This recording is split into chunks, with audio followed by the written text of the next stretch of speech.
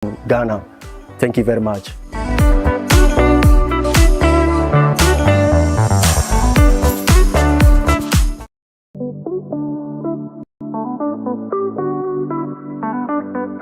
Hi, my name is Diane Jokito, and actually I'm Canadian, but I've been in the country for over 25 years.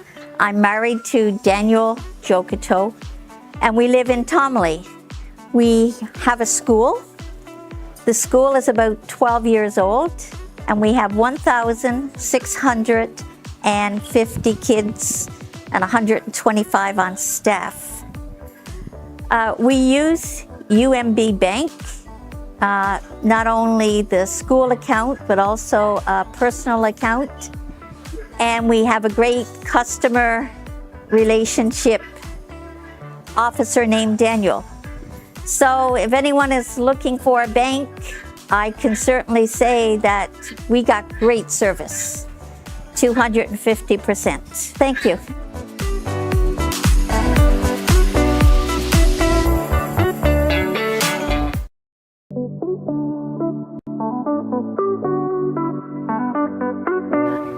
My name is Vida Asamane Kuganab, CEO of Luxury Restaurant. I think I joined UMB 2016, and UMB have really helped me service 100%. And for me, what I like about UMB is issuing a check. They'll have to call you. If they don't hear from you, they don't give the money to the third person. And for the past 2 months, I requested for a POS, and the POS is really helping me. And with the nature of my work, I don't really like handling cash. So with the POS, it's really helping me, and I'm so happy. I'm happy I'm part of the UMB family, and they are doing a great job for my business. Thanks to UMB. Thank you very much.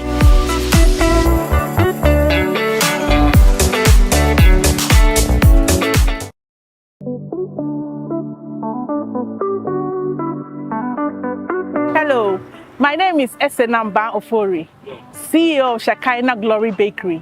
We are into baking and pastries. It's been nice, it's been wonderful working with UMB. We've been saving there for a number of years now. They are wonderful, great customer service. I urge all of you to bank with UMB, and your business will grow. They've helped us in so many ways. We've taken facilities to grow our business, and I'm urging everyone to bank with UMB. UMB is the place to bank. Thank you very much.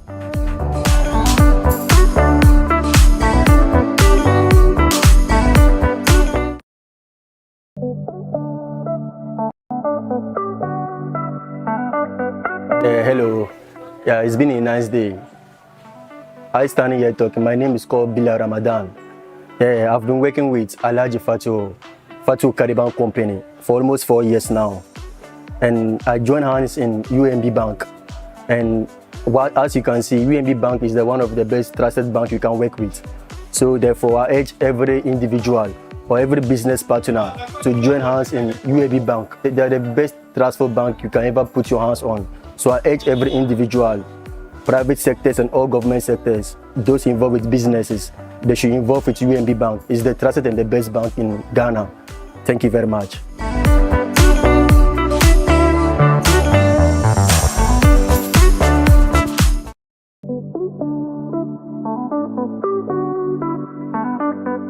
Hi, my name is Diane Jokito, and actually I'm Canadian, but I've been in the country for over 25 years. I'm married to Daniel Jokito, and we live in Tomley. We have a school. The school is about 12 years old, and we have 1,650 kids and 125 on staff. We use UMB Bank, not only the school account, but also a personal account. And we have a great customer relationship officer named Daniel. So if anyone is looking for a bank, I can certainly say that we got great service, 250%. Thank you.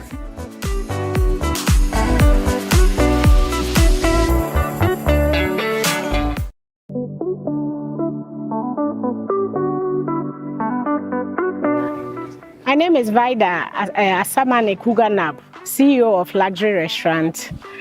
I think I joined UMB 2016, and UMB have really helped me service 100%. And for me, what I like about UMB is issuing a check, they'll have to call you. If they don't hear from you, they don't give the money to the third person. And for the past 2 months, I requested for a POS, and the POS is really helping me. And with the nature of my work, I don't really like handling cash. So with the POS, it's really helping me, and I'm so happy. I'm happy I'm part of the UMB family, and they are doing a great job for my business. Thanks to UMB. Thank you very much.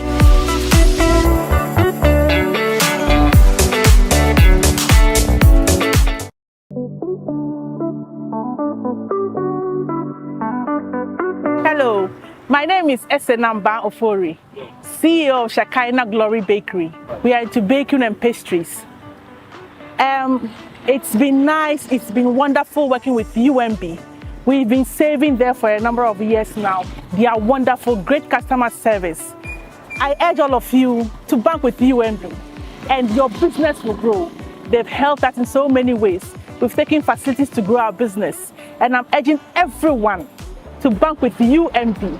UMB is the place to bank. Thank you very much. Because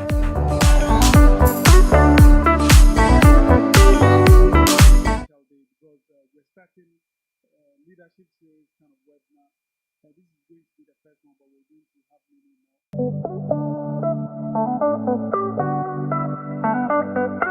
Hello. Yeah, it's been a nice day. I stand here talking. My name is called Bilal Ramadan. Yeah, I've been working with Alhaji Fatu Cariban Company. You know, you want the young people to learn from the older generation. It's good to learn. You can't, that break shouldn't be there. If you want to go far or you want to succeed when you're a young person, you have to look at what the past people are doing. So it's good to put those two together. And that is what we're trying to do. At UNB, since 1972, when we've been established, we've been doing a lot of groundbreaking stuff, a lot of things that people wouldn't dare go into. But we know ourselves, our DNA is Ghanaian. And we think the best way to develop this country is to develop our people, to develop our own businesses, to make sure the businesses are doing well, because those are the people who are going to employ our own people, and those are the things we try to do. A few years ago, you heard us jump on the 1D 1F policy. The reason why we did that is because we think we need to grow this economy, and that is why we try anytime there is any opportunity to support Ghanaian businesses, we jump on that to try to do that. And currently, we've also noticed that all over the world, it's the young people that are doing some really wonderful things. Yeah, I mean, fintech businesses, and they are, and we want our young people. We have brilliant young people from universities, out of universities with good ideas, but there is no direction. If you look at our media landscape right now, your mind will tell you the only mentors out there are politicians. But we have very, very wonderful business people who have done wonderful things in their various, how do you call it, where they find themselves, the businesses they're running, that we need to introduce to our young people so that they don't think the only mentors they can have out there are politicians. I don't have a problem with politicians being your mentor. I don't have a problem with entertainers and footballers being your mentor. But let's also look at our business people who have done wonderful things, so that our young people can also follow. And that's why we're here today.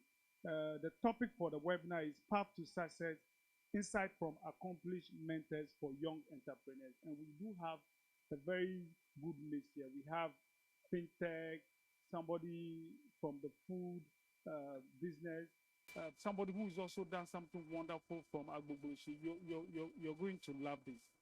So without much ado, I'm going to tell you a few of the people we have in attendance today, and then we'll continue to do that throughout the program. Then I will invite one of our GMs to tell us the reason why we're here today.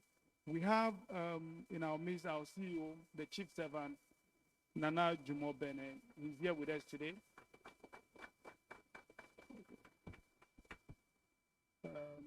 I can see Philemon, our GM for corporate, is there. I see our GM for tech. We're talking about tech today. Yeah, we're going live. Yeah, he's Res for Daco. He's here. We're going live. And we have our head of SME, Charlotte Lilibedu. Yesterday we had a very wonderful one. We met the SMEs here yesterday. It was a very good one as well. We have our digital transformation guy here as well, Gibson. He has a very wonderful team. They're doing all sort of, those of the young successful business people can inspire, guide, and mentor our young generation. This webinar is also focused on the young entrepreneurs to gain some insights and also develop the necessary skills and mindsets to succeed in their own business endeavor. Ladies and gentlemen, the platform will also bridge the generational gap and provide invaluable guidance to the youth as we bring together seasoned mentors and successful business individuals. And I believe that it's a good platform for everyone to learn. On this note, I wish all of us a happy learning experience. Thank you very much. Reverend, thank you very much. Okay, so like I said earlier on, we are live on YFM, and then we are also live on all their social media platforms as well as ours, at myunb.com. So if you have friends out there who are yet to join us, please let them join us. I'm going to now tell you about the very special guests we have today that are going to be helping us unpack some of the things they had to go through and what the path that led to their success stories that we're all celebrating that you have to learn from. So I'm going to start by first. So the first person I have here on the list is Triple D, Mr. Derek Dean Dazi. And he's the CEO for Heritage Labs. I'm going to allow them to introduce themselves when they have the opportunity, because they are best placed to tell their own story than me reading what I have here. So I wouldn't read what they gave me. I'll let them tell you what, who they are and what they have achieved. But trust me, they've done some very wonderful things. He is coming from the fintech space, and then he will tell you more about that. The next person we have, Franca Maria Andor. Sorry. Yep. So she's the CEO and founder of Josie's Kappa Cappuccino. I've been there a couple of times. Trust me, you will love it. And like I told you earlier on, that all these people have accomplished things that you'll be surprised they have, and right here in Ghana. And you would have to learn. You have some ideas. They're going to turn small salon into having several salons all over the country and even beyond if you want to. And I'm particularly happy that we've invited them to also share a word with us. And we have Madam Philomena Norman. She's the Acting Director for Women Entrepreneurship Development. Yeah. So thank you for joining us. This is a really good blend. Then we also have Esland Ewuzi Sampson. So she's the team lead for Big Sam's Market. And I told you something about what is going on. Somebody doing something wonderful in Agbogboshi. You're going to hear all those things. I'm telling you, you can make money, you can make something of yourself You just have to think outside the box. And people are doing it, and you can also do it. You're going to listen to her tell you her own story. Okay, so I'm going to move on next. All right. So we're now going to invite our chief servant, as he calls himself, to give us the welcome note. Mr. No, you don't like saying Mr. Nana Jumobene, so I'll say Nana Jumobene, please. We want to hear you.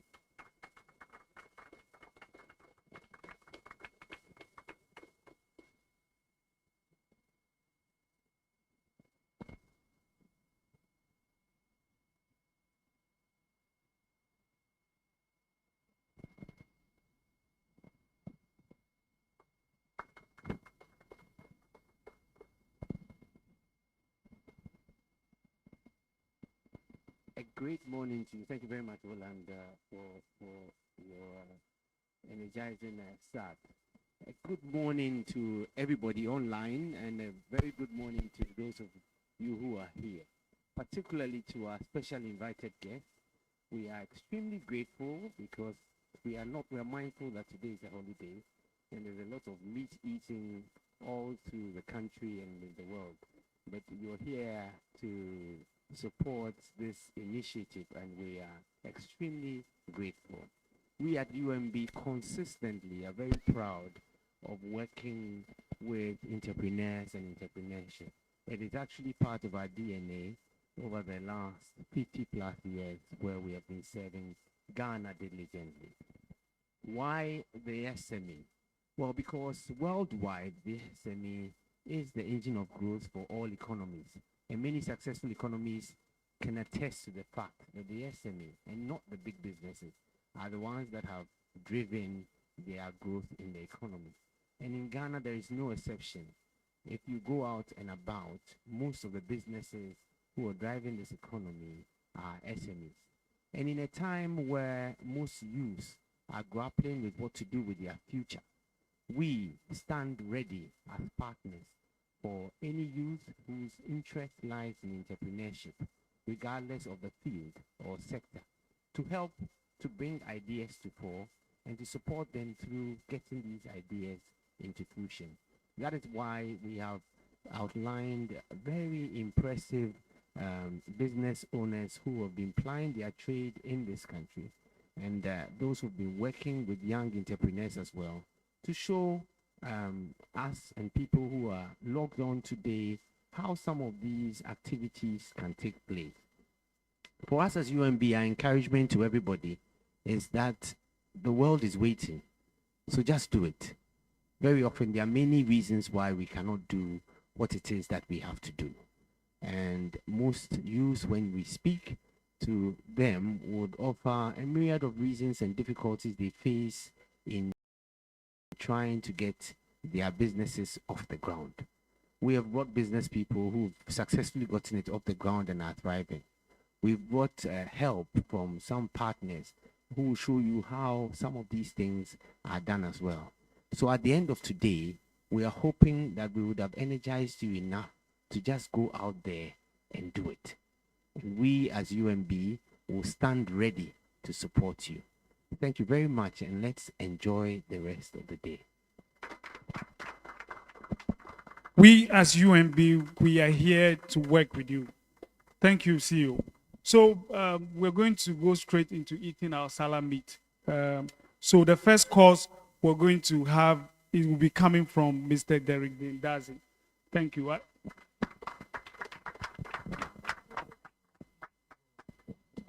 Thank you very much, Roland. I'll have to come and stand here. Okay, then I can't hold mine. All right. Right. So this morning, I'm more or less required to talk about my journey, but from a fintech perspective. But before that, I would like to thank for putting this together, because I know that he understands, and knowing me from a long time ago, he can appreciate what young entrepreneurs go through and why some of these endeavorings and conversations can the lead in making moves in business is very important. So I find myself very privileged to be on this, I don't know whether it's red carpet, blue carpet, or podium, to engage. So yeah, my name is Derry Dindazi, and I'm known for being in the tech business, and I've dabbled in many things when it comes to tech, but where I spent many years is in the fintech space. Now I find myself doing a lot more policy work, trying to unwrap why we cannot move ideas, research, science from just a mind gymnastics to formidable, robust, profitable businesses whose outcomes can enrich and make people's lives better. This is where I find myself right now. But proud to that, I was on the ground grinding and trying in some years, find 6 banks who want to work with me to be able to push out a payment platform. And that's where Ghana was some years ago. That if you wanted to be any payment platform, like today you guys see it, you see MTN Mobile Money, you see Cowrie, used to be Slide Pay, used to be iWallet, you see Hapto, you see Express Pay. Proud to where we are today in 2023, some years before, in order to be any of these companies, you require to have at least 6 banks who are willing to work with you and can say that we can more or less allow you to go and represent yourself with the Bank of Ghana, that you have them, you know, as partners. And they are willing to process for you before you can become any of them. And that's the journey that we went through. And that's the journey that I went through as a young entrepreneur back in 2007, wanted to push the payment envelope. Today, the path is a little bit, let's say, smoother, it's more deterministic, it's more predictable, it's more structured. But that should tell you something, that always, when you are a pay setter, it is not easy.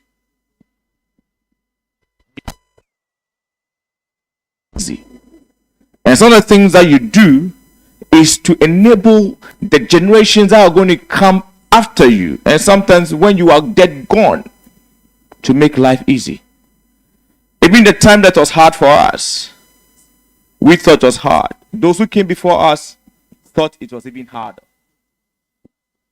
So those days, they also tell us, hey, we didn't have cloud. We couldn't host our thing on the internet.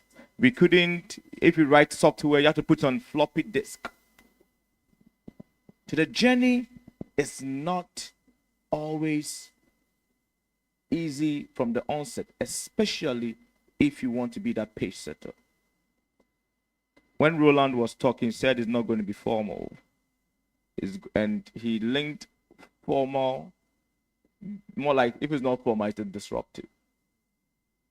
But they can all go together. You can still be formal and still be disruptive. I understand where he was coming from, just saying that, hey, today, don't feel shy. Right? The path to disruption in the past is more like in Ghana, we have this God will provide. Like Ghana thrives on uncertainty. We don't even want to know the certainty, because knowing the certainty might let us not do it. Ghanaians and young people, we thrive in, you know, let's try and see. Like we don't try, we don't typically endeavor, we don't try to push when we put science to things. But in our time, in 2023, it is easier to push and become more successful as a young entrepreneur if you put science to things. That means that the journey has been set up by pace setters, people who have come, who have struggled, and they have done things. It is not your job to reinvent the wheel. And that's one thing I can tell young people. It's not your job to reinvent the wheel. It is your job now to take advantage of what is available to us, especially when it comes to technology, to drive your new endeavors. In the past, we didn't have all the data science infrastructure that we have today. We didn't have all these platforms, web portals, learning platforms, Coursera. We didn't have all this information base. When we started writing software, there were books that you have to have in order to code. So if you wanted to learn about Java, you have to have a Java book. If you wanted to learn about SQL, there's an SQL book. And you have to memorize things. So you have to be extremely cognitively, intelligent. You have to have some serious RAM in your head to be able to memorize things, store it, and then be able to push it out. But today, so you want to be on a journey, you need to, yes, have faith, but you need to be able to explore and exploit all the technologies that have been availed to you, to be able to predict things. Because now the resources are even more scanty, in as much as they are very abundant. And why is this scanty? Because now the knowledge is abundant, everybody has the knowledge. There are a lot more people can push the frontier that you want to push. So how do you differentiate yourself? You differentiate yourself by leveraging all the data sets, by leveraging all the information, by leveraging all the learners, the experiences, engaging people, and being able to develop something that is unique and that speaks to the heart of the people that you determine to serve. That means that in that process, you even have to know and predict and define the persona who you really want to serve. It is not like back in the day that nothing exists, or there are very few shacks. They say back in the day we thrived in the land of the blind, the one-eyed man is king. Now you have people with 3,000 eyes. So yes, we have all the knowledge. We have everything out there. There's even a lot of money. There are billions. And sometimes when you start a business and you hear all these things like, this guy's raised 20 million.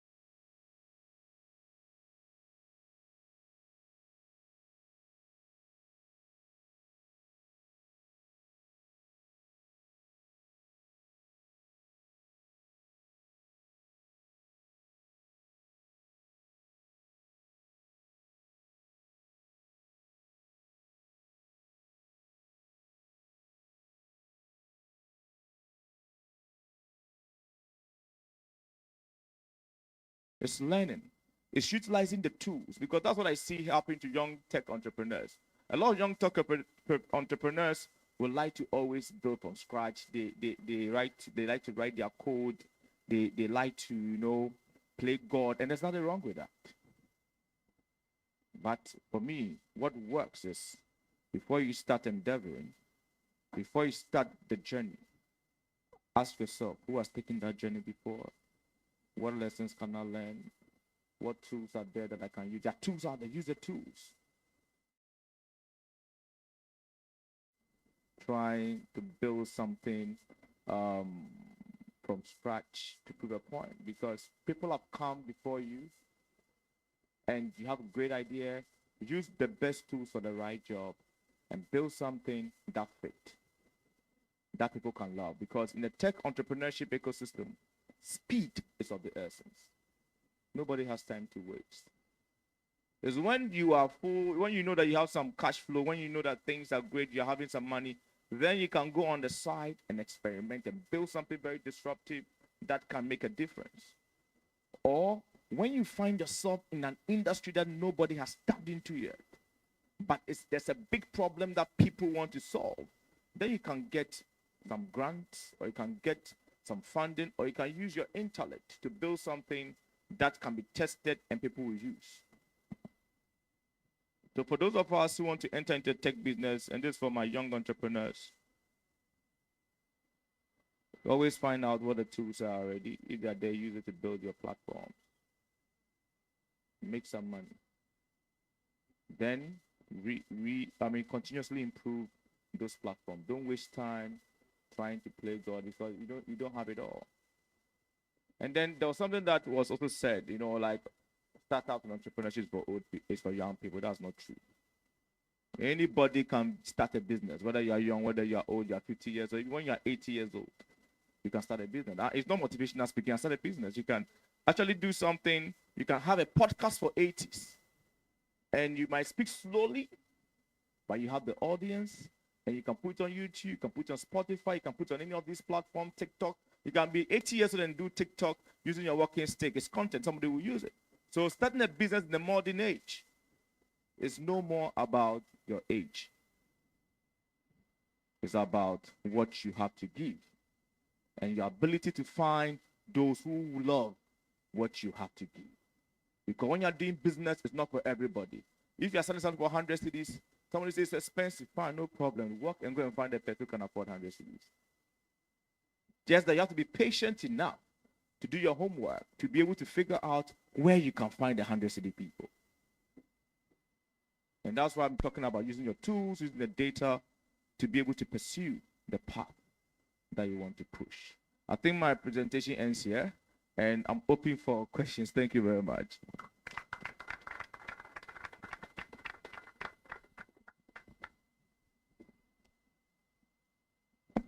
Thank you, thank you, thank you. So that's the first course, I told you. But he didn't tell us who he is, so I'm going to do that. I won't tell you who I am, because, you see, let me tell you something. This is waste of everybody's time. We sit down, we write some nice words. Yes. The best way to know somebody is to encounter that person. This is just a waste of time, right? My name is Derek Indazi. I'm an entrepreneur. I think the best way to know me is just come and sit with me. Let's have conversations. Let's try and solve some problems, right? I used to work for a company called Mobile, then started running the Ghana Chamber of Technology. Then now I work for a company called Heritage Labs, which is another company that I started.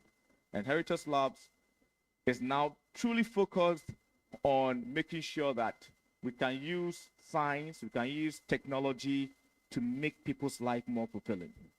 That's what we are trying to do. So anything that we can bring to the fore to ensure that your life is fulfilling, we'll do it. And that comes in building platforms. That comes in trying to help develop policies, or work with government, work with development partners. That comes with being able to build different, even trying to architect a positive culture that other people can interact with, and then become better people. So for me, that's really what it is. But if you really, really want to know me, this is not the way to know me. This one, somebody sat there and wrote it. Probably I even contributed to it. Probably they did some LinkedIn search. We're all selling. It's nice and all that. And it's good. Everybody have to learn how to sell themselves. But when you get an opportunity to engage, people can, you can actually interact better. So thank you very much. Thank you very much. So I think if you have questions, let's just ask some questions now. Okay. Let's see when it's done. Thank you very much. Thank you very much, Deridine. And I think Deridine does himself a little bit of a disservice, but I think that we need part of that story to motivate the others. Deridine talks about 2006, 2007, those days when Deridine started, very young, entrepreneurial, pothead, who at that time, Momo was just about beginning, and they were doing iWallet, which was an electronic wallet. So clearly, the concept of an electronic wallet had not entered into the mindset of most of the users who were in the country.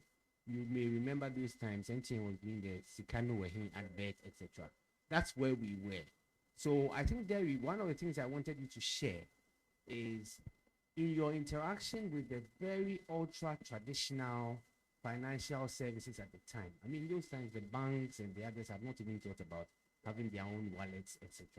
How was that journey, and how did you try to bridge the gap between what you were seeing with iWallet and what the other banks were seeing, which was the traditional banking was here to stay, and so they didn't need to do anything in the iWallet? I think that would be really useful. Right. I mean, that journey was one of the toughest journeys or distances within that journey that we took at Dream Mobile Limited, because one is chicken and egg.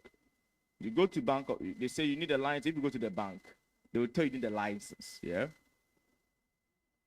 Has Bank of Ghana giving you more or less of permission to be able to operate? That's the bank, because you need them as partners to be able to process for you. Then you go to the Bank of Ghana. The Bank of Ghana says, do you have 6 banks that will want to work with you? And we are at a time where, like, Claude was potentially like 22 years old. I was like 24. Yeah. And first of all, you don't look the look that looks rich enough for a bank to want to waste their time to engage you, because you banks, you do to me. I'm not called here to talk about banks. Or you do that, right? Even navigating to get to, let's say, CEO of a bank or head of director of this, it's a tough one. So we don't know anybody. So you start from the branch manager, you go there, you're looking for the branch manager. He looks at you, asks you some few questions. Do you have a proposal? You look at it, okay, you leave it out. I don't mind you. So these are the stories. These are the things that we faced. But me, I'm unfazed, right? Me, I like you to do something me bad, and then I'll use another route to meet you at the top, and then let you look at my face and say hi. You know, I was unfazed. And how did we navigate that?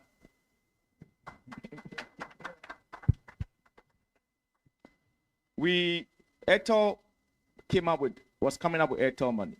They were also working on their platforms. So at the time, we went to Airtel, told them that we wanted to build an e-commerce proposition on top of their wallet, so that whilst people were using this quote and unquote YAM phone technology to move money with SMS, they can then use our API and integrate into people can integrate into their website and then be able to make payment online. There's a guy called Cole, I don't know where he is right now. We're going for that meeting. I went with Claude. I met in the elevator at Not Height. Met with somebody in the elevator. I didn't know who he was. But I mean, my principle, when you meet people, you have to greet them. You have to be nice to them. So greeted Cola, you know. And then went to wait at the reception. And when we met, the person we met was the same person we met in the elevator. So young people, if you're listening, always be nice. Don't mind your business. I mean, I know that mind your business in the sense of don't poke your nose, but in terms of courtesies, exploit it, because they are pregnant with different opportunities. So we sat there, and I don't know what happened, but that meeting with Cola didn't last for like 5 minutes. Within 5 minutes, we had a deal with Airtel, right? What I also learned in business is that, and for young people, don't waste your time in businesses that would go and come. Then change this in a proposal. When you change, you will do it. It's a waste of your precious time. Because if somebody wants to work with you, they'll feel it. You know it. Like, you know it from the onset. It's not, doing some acrobatics of textual, linguistical changes in text or pictures or imagery that can make a difference. Either you find the right person to interact with, otherwise you're talking to the wrong person. If you find the right person, when you see a proposal that is going to work for you, you can actually say, that's what I want. And they will typically work with you to improve it, to get a deal done. They will not more or less like chastise you, trying to make you feel that you are wrong, trying to say, go and do it before. It's a waste of your time. That's the lesson I learned. The one that made us get business, it was very short meeting.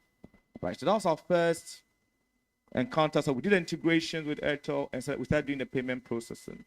We spoke to a couple of banks because we started seeing traction. But even before that, we started printing vouchers because we started printing vouchers. We got some vouchers printed from London. Then we're trying to sell the vouchers that when you scratch it and then you upload your money, then you can do online payment. It was tough because there was nothing like this Momo. We're just trying.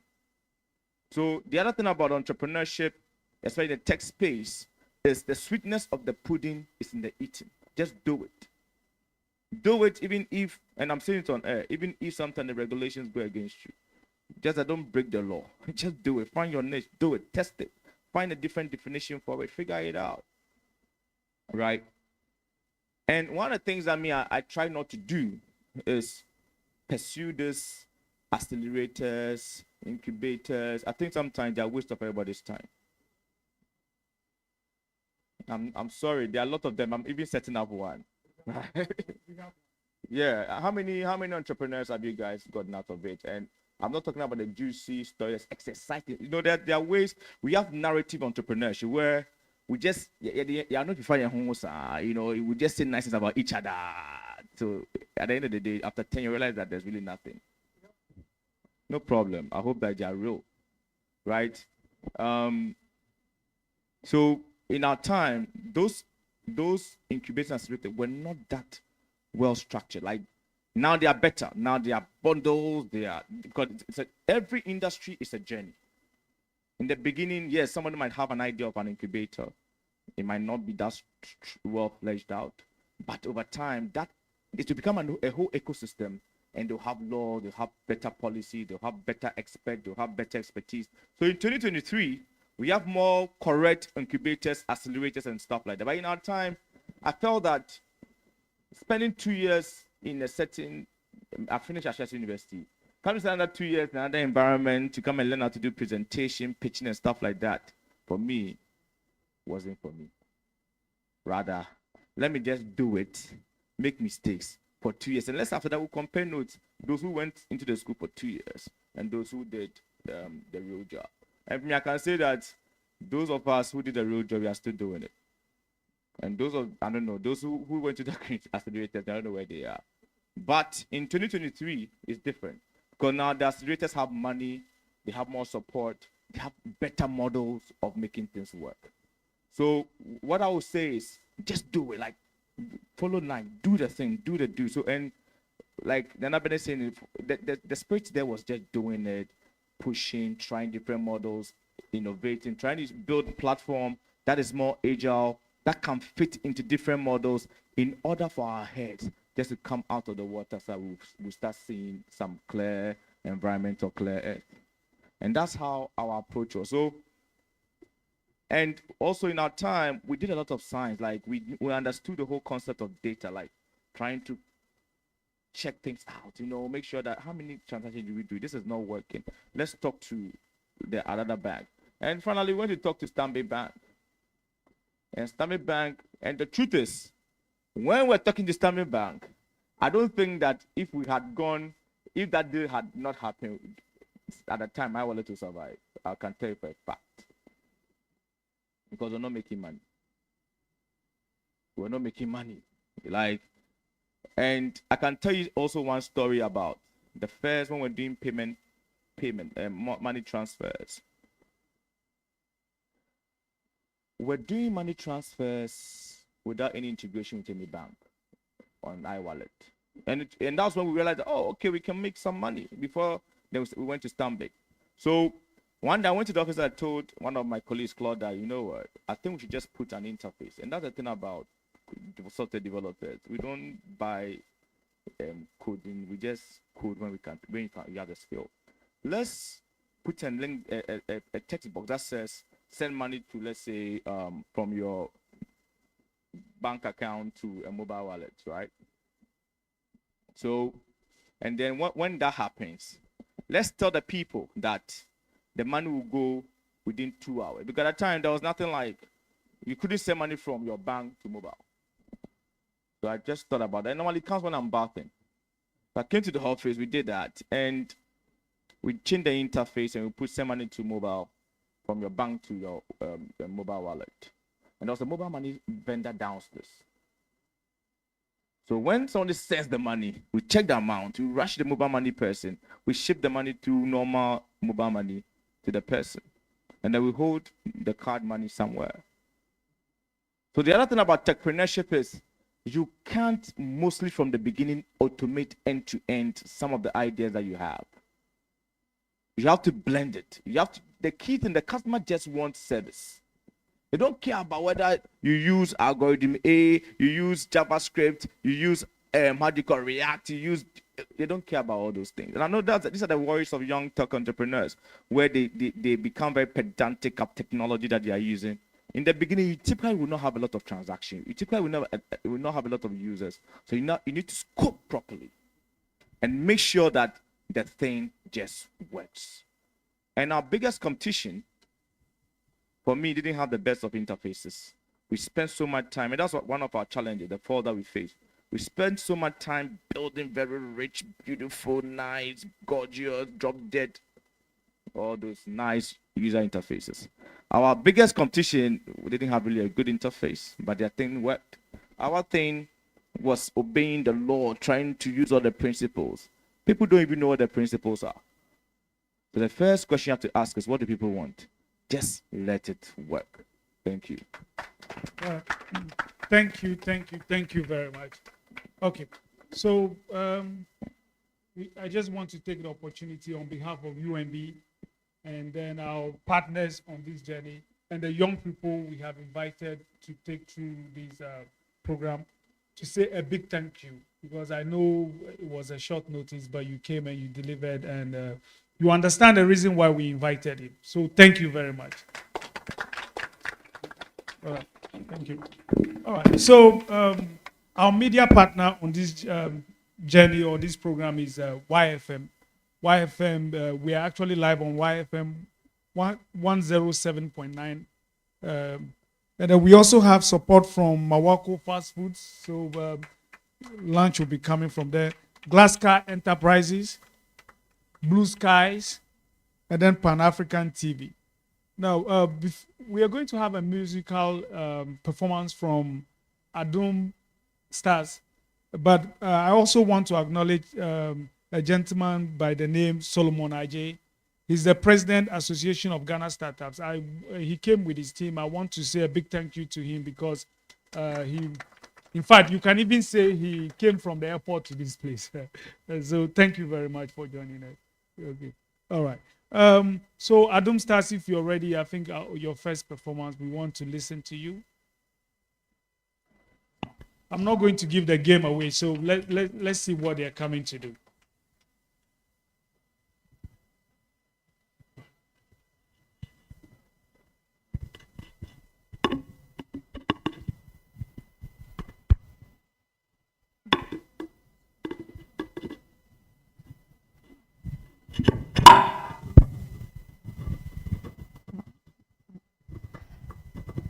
파초 마치요. We are International Youth Fellowship volunteer from South Korea. 메니아치셈 메시아오 예프레미 아마 예프레미 Kwame. And Yefremi Nanaya. And it's been 4 months since we came to Ghana. We love Ghana, that's why I came to Ghana. I'm so happy to be with you offline and online. And Ghana is the most beautiful country because you are the sweet people. And we hope the youth of Ghana live with the dreams and hope. And Adam Stad support the youth of Ghana and UMB as well. Midasi Bebre.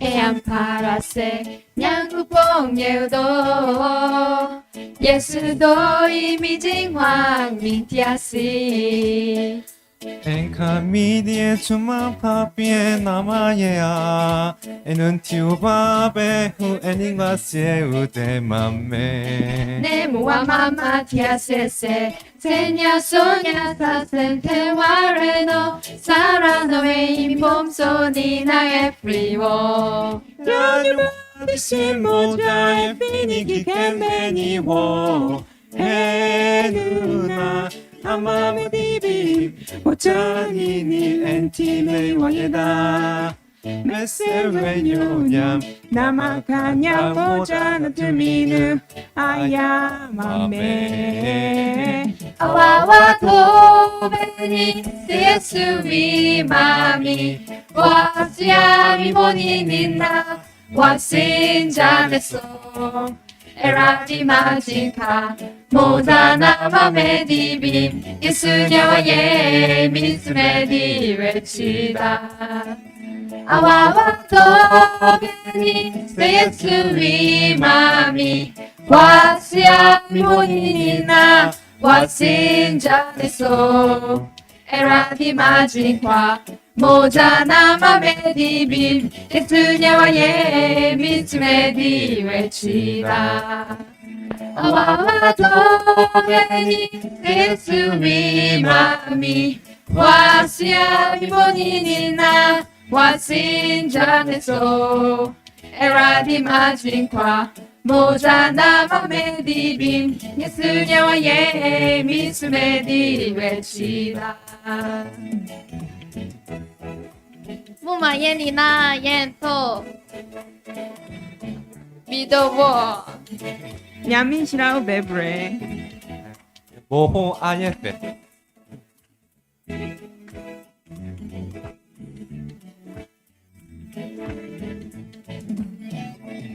에양 파란색 양쿠뽕 예우도 예수도 이미 징왕 미티아시 엔카미디에 주마 파피에 나마예야 에는 티우바베 우에닝과 세우 데맘메 네모와 마마 티아세세 세냐 소냐 사센 테와레노 사라노 베이비 봄소니 나의 프리워 신모자에 피니기 캔베니워 에는나 아마마 세비 보자니 니멘티메 보노세다 아치라 마사이 나마카냐 뉴 소리 트미누 아야마메 아와와 도베니 세수미 마미 와시아미 보니니나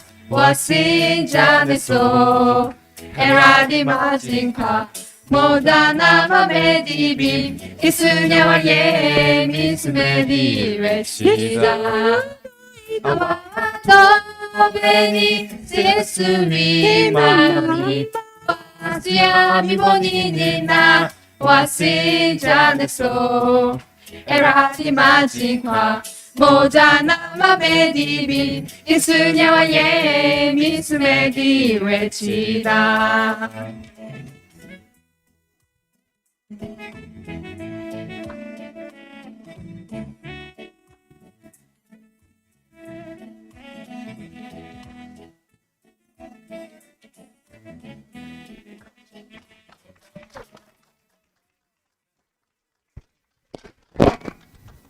Yeah, don't go. Don't go. You wait a bit. I'm going to speak. You're Nanaya, right? But my mom was here. That's why I'm going to speak to you. But Kwame, you do know we share the same name with God, right? God is called Kwame. Yeah. So talk about disruption. They've been here for 4 months. Some of us are born in this country, and we can't. That's my favorite song. I don't think I can sing all the lyrics to this song. So, how did this come about, and how difficult was it? 4 months in this country, and you were able to learn one of our languages and be able to sing in our language. How difficult was it, and how did this come about? At first, we wanted to close to many our Ghanaian friends but we feel very shy. But one day we went to some events. I've seen that they dancing and singing a lot. And that's why we found out that our friends like singing. That's why we learned one of song from our friends. There was Okasama Frama, very short song, but when they listened the song, they were so happy. Oh, that's why one by one, kakra kakra, we was able to learn these songs, and it's really enjoy. We love it, and you guys have rhythm. So thank you. I hope we'll have another number from you as the program goes on, right? Okay. Thank you very much. Thank you. So that's Adum Stars. Thank you very much. Okay, so we're live on YouTube at my UMB bank. And then we're still live on YFM and all the social media handles.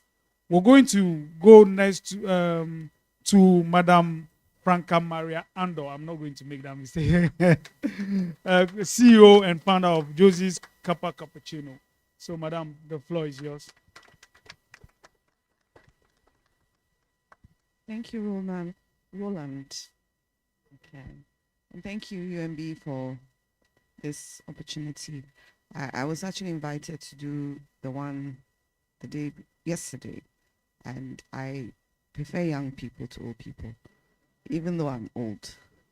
So I believe in intergenerational conversations, and I feel like it's important that, for those of us who are blessed to have experience, we pour into our youth and the next generation, in the hope that you also, when you get to our age and are described as old, will also pour into the next generation. So thank you, UMB. I think this is amazing. My name is Franca Maria Ando. I'm the CEO and founder of Josie's Kappa Cappuccino. And as I continue, you'll find out, like Derek said, a bit more about me. As opposed to me giving you a list of things that I do. I'm a serial entrepreneur. So if I start, we won't finish. One of the questions that's very important to me is the why. Like, why do we do what we do? I find that, the word entrepreneur has become a very fashionable word. Like, everybody wants to be an entrepreneur and a CEO. And that's fine. It's, like Nana Bene said, the SMEs are what's going to make a difference in our country. And America was basically built on small businesses. Walmart, all these big brands, they all started as small shops, and now they are global businesses. So the word entrepreneur is a good word. But I always ask why. And for me, my journey started when I came back from the UK in 1994. Even though initially I had some ideas to start an event business, and at that time there were no real event businesses, I thought it would be better, because I'm fancy and we are risk averse, to get a job, and my parents approved because they're fancy as well. So I started work with TNT Express, which is a little version of DHL. And I wasn't enjoying it at all. I wasn't being challenged. But in that space, I decided to go for lunch at a place called Country Kitchen. And I remember when I was leaving, my boss was Nigerian and said, "Are you going with somebody?" Because in those days, ladies didn't go for lunch by themselves, unless they were bold. And of course, coming from the UK, I didn't know that. In Ghana at that time, ladies were not supposed to go for lunch by themselves. So I said, "I'm going to have lunch by myself." And she smiled. It was not a nice smile, but anyway. So I arrived at Country Kitchen, very boldly ordered my jollof rice. And the waiter asked me, "Is somebody joining you?" I said, "No." And he sort of hovered around a bit with a weird look on his face, took my order, came back and asked me the same question, as if maybe I didn't hear it the first time. Just to be sure, "Madam, are you alone?" I said, "Yes." But after a while, people were looking at me, that side eye. They're not looking, but they're looking. The way you look at people's fufu in the meat, you're not supposed to look, but you're looking. So I decided to make it a takeaway. But it's got me thinking about why is it that we can't go and sit somewhere? It's not always that you want to be around people, with all due respect to all of you. Sometimes you want to be by yourself, sometimes you want to think. So, what kind of space would be able to create an ambience that if a lady or a woman or a man by themselves wanted to sit and maybe have a light lunch, not food or anything heavy, like a sandwich or something, what would that be like? And I like to say that that's what birthed my business, Cappuccino, that I wanted to create a space that you could be by yourself and you would be okay.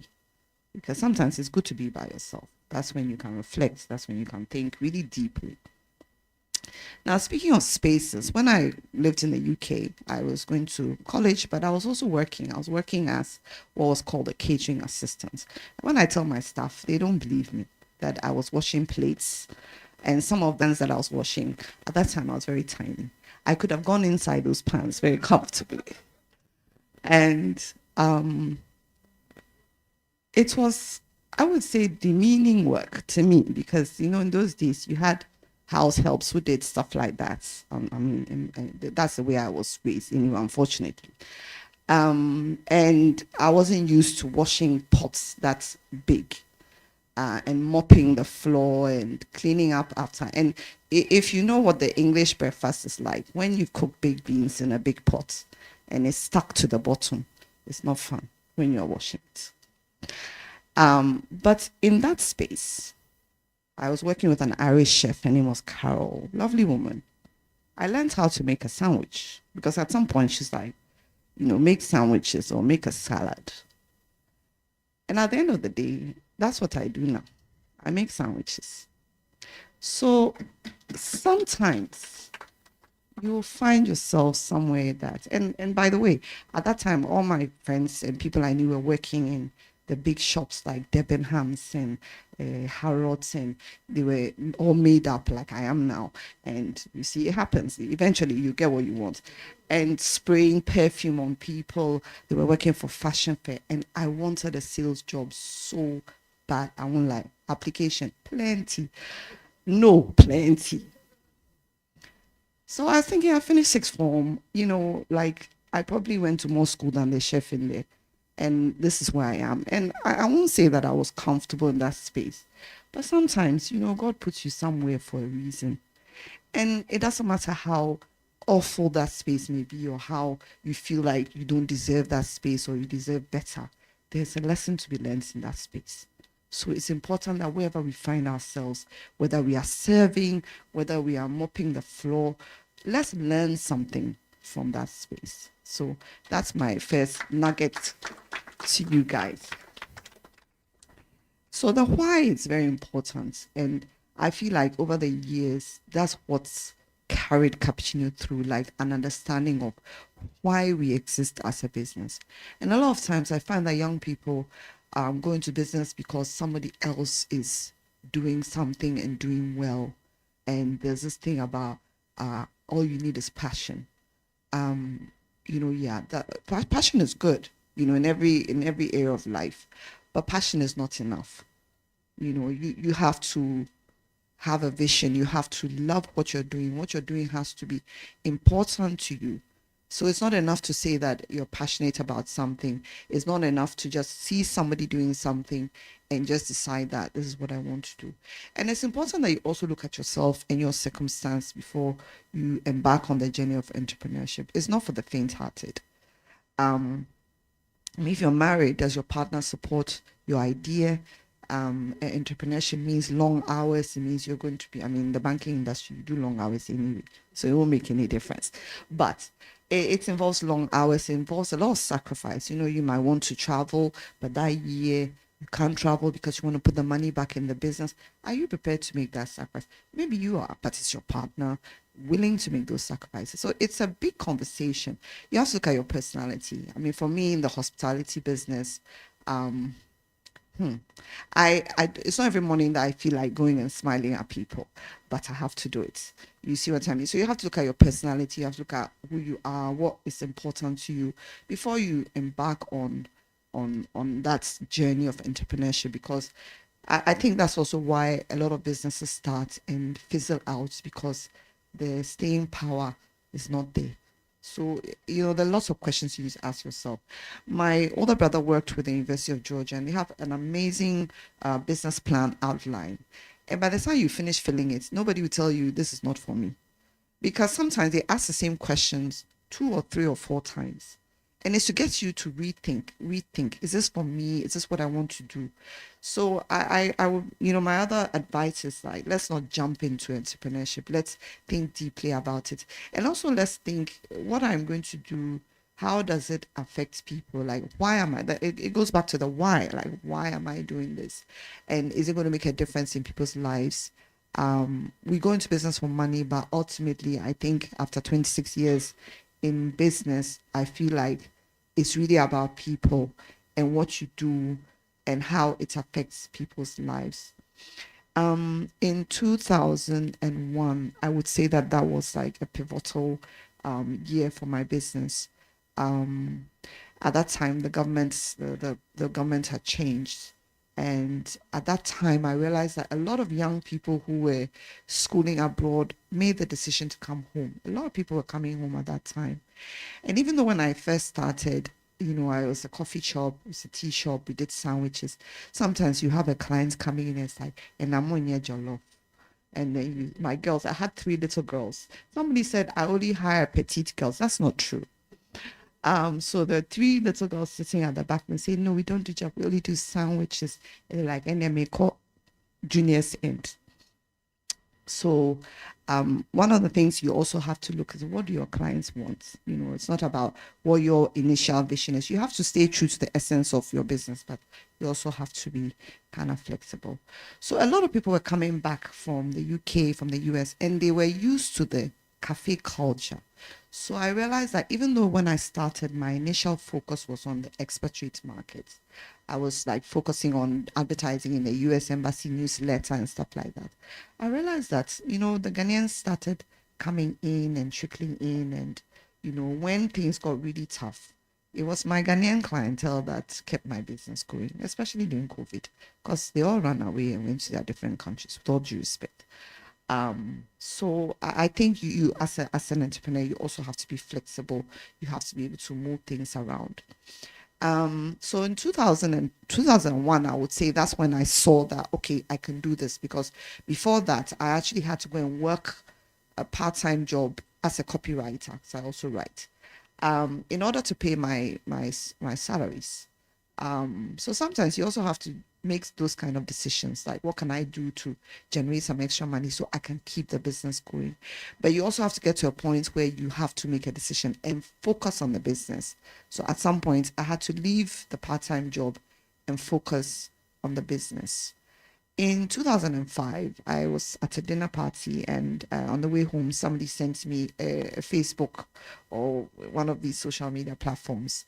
And it said, leading cafes. It says, move over Starbucks. These are the 10 leading cafes in Africa.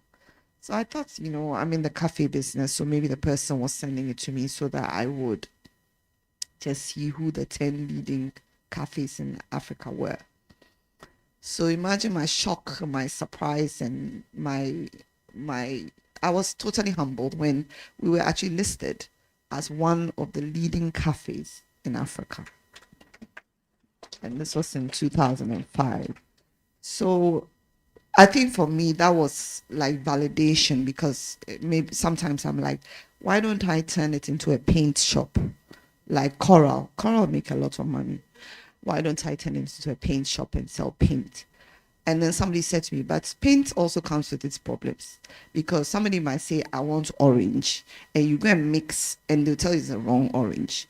So every business is not easy, but if you stay where your passion is, where you love, where you enjoy, hopefully you'll have the staying power and you'll clock 20 plus years like we have.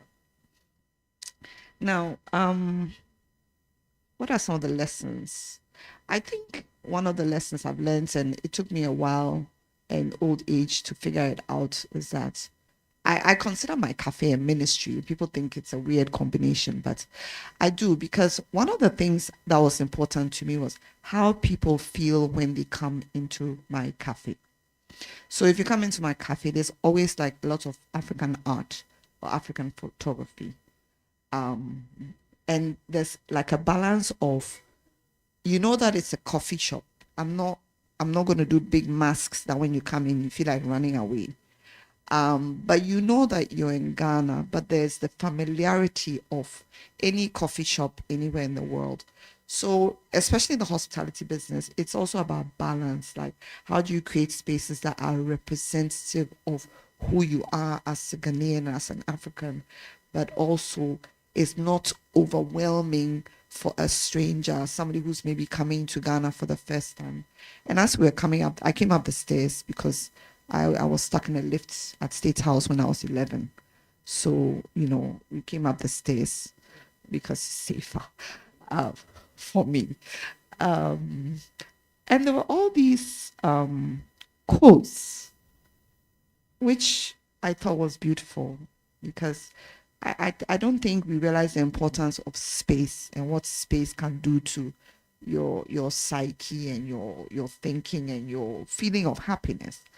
And so I want to commend you guys, because we were stopping and reading some of the quotes. It really helped us as we were coming up the stairs. It's beautiful. So if you're in the hospitality business, you have to think about the space. Like, when your customers come in, how do they feel in the space? You know, the world is a hurting world. Even though we all polish up and walk around like everything is okay, everything is not okay. Let's face it. So for those who have an interest in the hospitality, hotels, restaurants, how does your space make people feel? How does your food make people feel? Like, when I go to the kitchen and I see somebody throwing something, I'm like, go and watch MasterChef. When the chefs are handling food, you think they are handling their wives. There's a love in the way they'll even cut the tomato.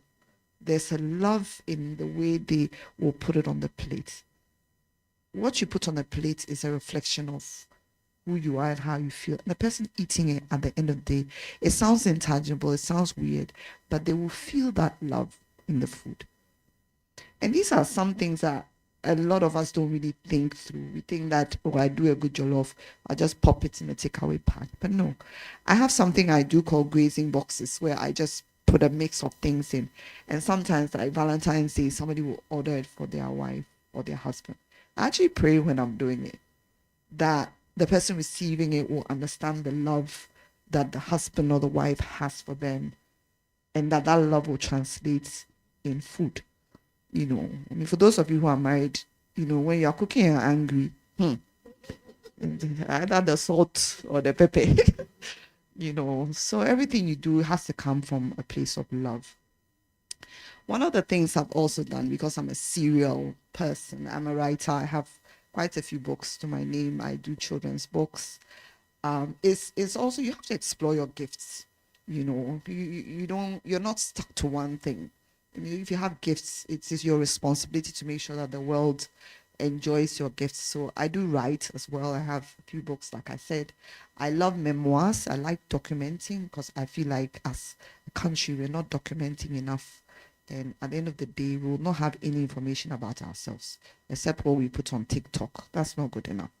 So I write. And a few years ago, I also opened up an art space. It's called the Antique Lemonade Art Space.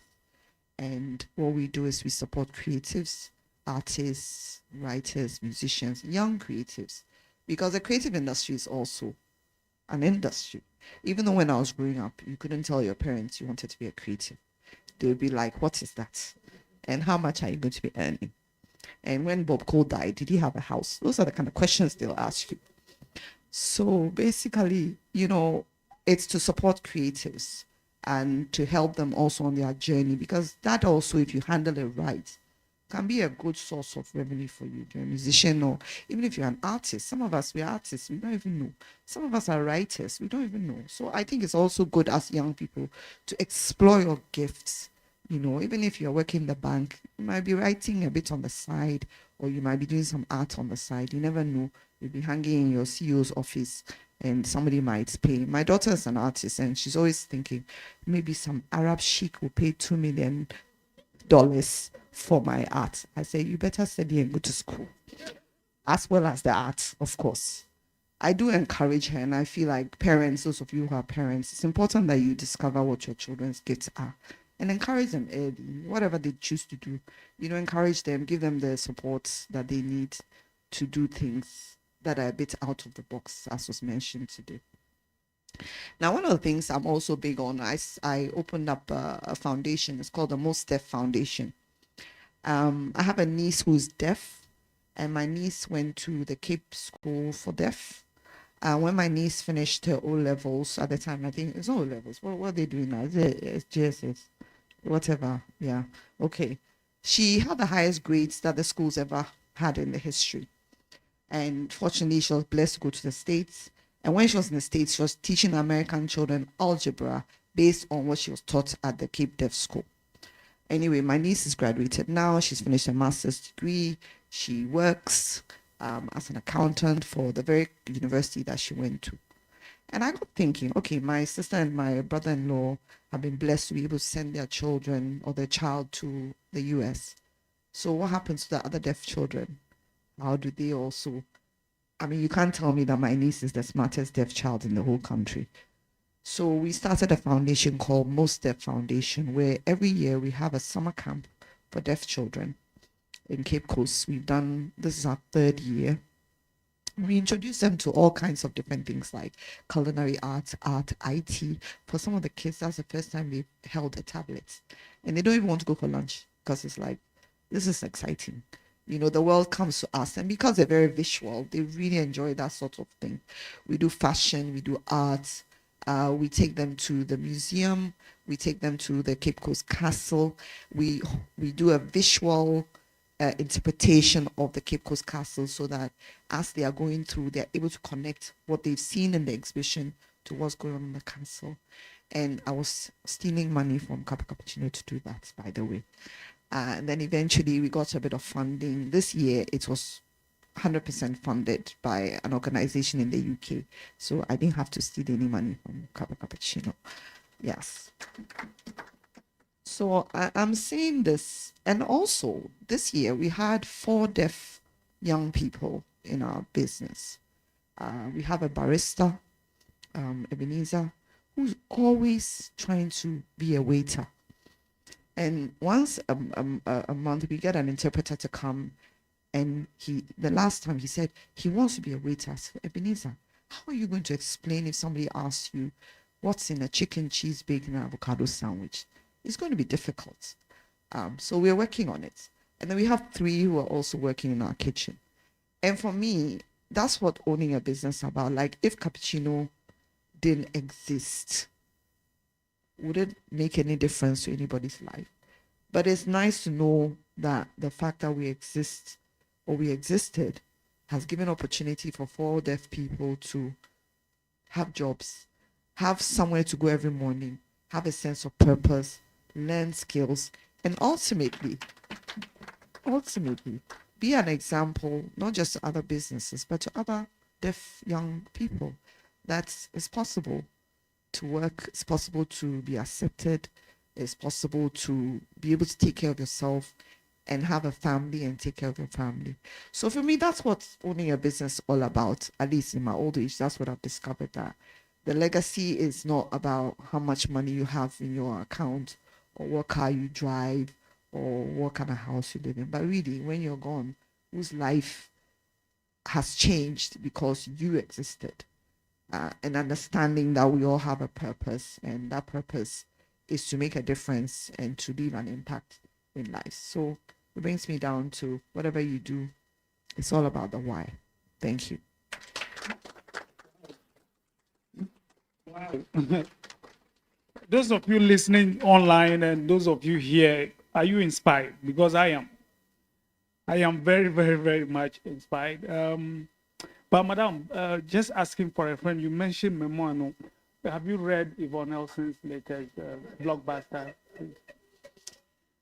Okay, so Oh, madam, yes, you don't have to. I've read excerpts of it Oh, okay. as people have Okay, posted. my name is on- not in there. No, no. Okay. You That's- seem like a very that's fine. good person. Thank you. I've been telling my CEO. Yes. Yeah. But can I make a comment on that? You said we can be disruptive. So Yes. I'm Yes, going to yes, be yes. disruptive.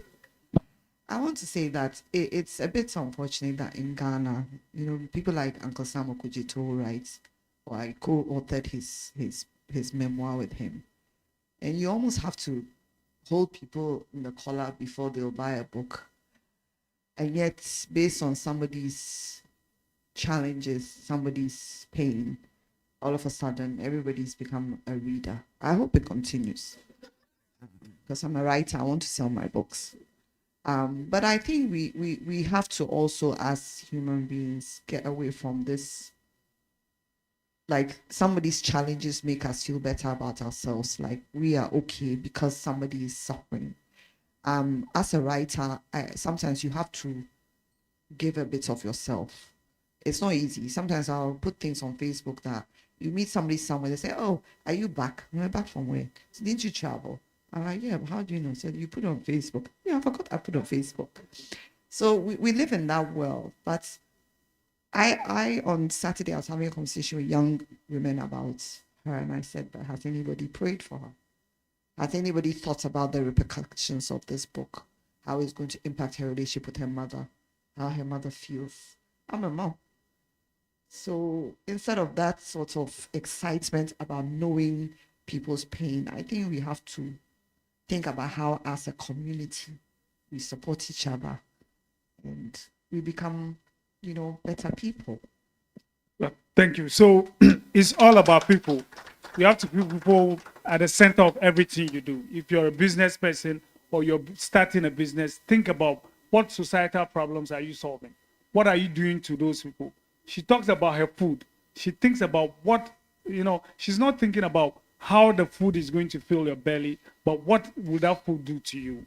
And that is what is very important. From what I picked from both of you and Derry, who left earlier on, is that apart from the passion, the ideas, your drive, humility is also very important to you, because he spoke about how he goes to offices. I do the same. So when he talked about that, I was happy. You have to greet the receptionist, the security guard, the same way as the CEO. And he did that. Through that, he got an opportunity to talk to somebody important in the elevator. You also spoke about the fact that when you were in the UK, we all did that. When we went to the UK, we all did all sort of jobs. But what we don't do in this country is that when they come back, nobody talks about that aspect of it. But we did. And thank you for showing that aspect, that everything we do, we need to add humility to it. So thank you very much. I guess we're going to have an opportunity to talk a bit more again after, I think, the panel. Thank you, Robert. Thank you. We appreciate it. Thank you. All right. So we're still live on YFM. We're on YouTube, Zoom, and all our social media platforms. We're going to move to the next speaker. And I introduced her earlier on. She's Madam Philomena Norman. So we're going to look at, she's coming from GEA. What they do is that they help businesses, a small, it doesn't matter your size. They're going to provide you all the platform, the support. You've been hearing them do a lot of wonderful things with MasterCard Foundation. We're also doing something like that with MasterCard Foundation, but they are doing it because they are a government organization. They are doing all sort of wonderful things with MasterCard Foundation. So those of you who have businesses or you're going to start business, you need to contact them and then see what kind of support they can give you. Sometimes we work with them to do that. So if you're working with us, we may even direct you to speak to them so that what they do better than us, we let them do that, and we also look at what we do. So I'm going to invite Madam Philomena Norman, the Acting Director for Women Entrepreneurship Development, to take us. Thank you.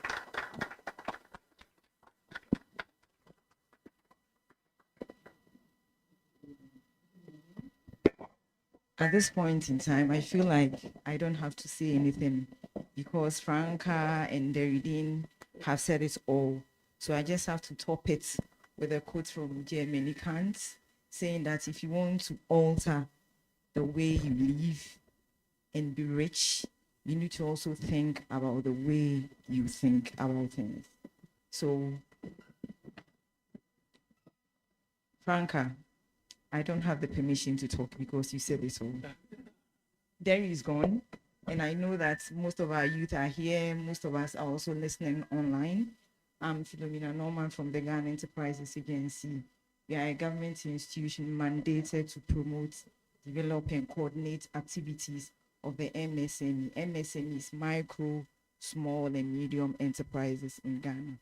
So what we do is to provide you with business development support services in the form of financial and non-financial support services.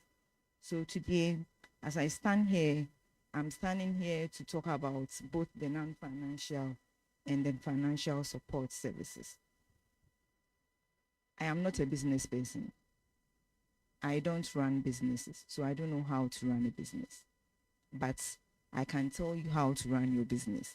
So Franca has said she's the businesswoman. She said it all. Dean is the business person. He said it all. So I'm only going to tell you how I understand it. And then you can blend theirs and mine together and you can start running your business. And already, if you are in business, then you can see how best you streamline your business processes to make it work so that you can continue to stay in business. Like the way Franca has been in business for the last 20 plus years. And you don't even see it on her. So when I grow, I want to be like her, Franca. All right, thank you very much. So looking at the MSME space, we know that there are a number of businesses in Ghana, but most of them, about 89 plus, are in the informal sector. So again, businesses are in Ghana.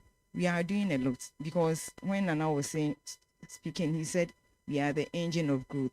We know that we are the lifeline of every economy. Without the MSME, what is the nation about? We cannot do anything. We eat, we sleep, MSMEs. Whatever they do is what makes us exist and survive. And so if most of them are in the informal sector, why are they there? So today, somebody is in the informal sector. The person is still providing support services for us. Another person is in the formal sector. The person is still providing support for us. But if you are a business person, where do you want to be? In the informal or the formal? If you want to be in the informal, it is okay. If you want to be in the formal, it is okay. But I'll prefer you to be in the formal like Franca and the redeem, because it is only when you are within those spaces that you get the opportunity to be able to also mentor other people, to be able to get them to understand the processes within the various environments that you live in. Because once you do that, you know that you're supposed to help the economy to grow. Economy can only grow when MSMEs are paying their taxes. But we do not want to pay taxes, so we won't formalize our businesses. That is also okay. But you can also formalize it and then can go to UMB and say that I need loan, and UMB can give you rights. If I don't formalize my business, will you give me money? So it is good to be in the informal sector, but it is bad when you want to go to UMB to get the support services. And again, if you are in the informal sector, you realize that your income level is always on the low side because you are unable to streamline the entire processes. So whether the business is growing or not, you do not know because it is yours. Near media, right? So if it is mine, I choose how to run it. When Franca was talking, she was saying that if you're an entrepreneur, there are times that you want to travel, but you look at the cost-benefit analysis to see that if I should go, it is okay for me to go. But if I go, will I be able to get the monies back? So you need to be able to weigh. If you go and can get the money back in 100 folds, then it is good to go. But if you go and you don't get the money back, then it means that you need to stay and then ensure that you put everything in perspective before you can make the next move. And so within the space, you know that there are limited income for the MSMEs, also limited social protection. And so when it comes to support services, because you fall within the informal sector, you do not get access to available opportunities. And again, there is also lack of formalization because people do not want to pay taxes. People do not want to go into other areas, and so they want to be in their small space. Years back when I was working in Adenta Municipal Assembly, we never knew we had a lot of businesses till I went in there. You go to every single place.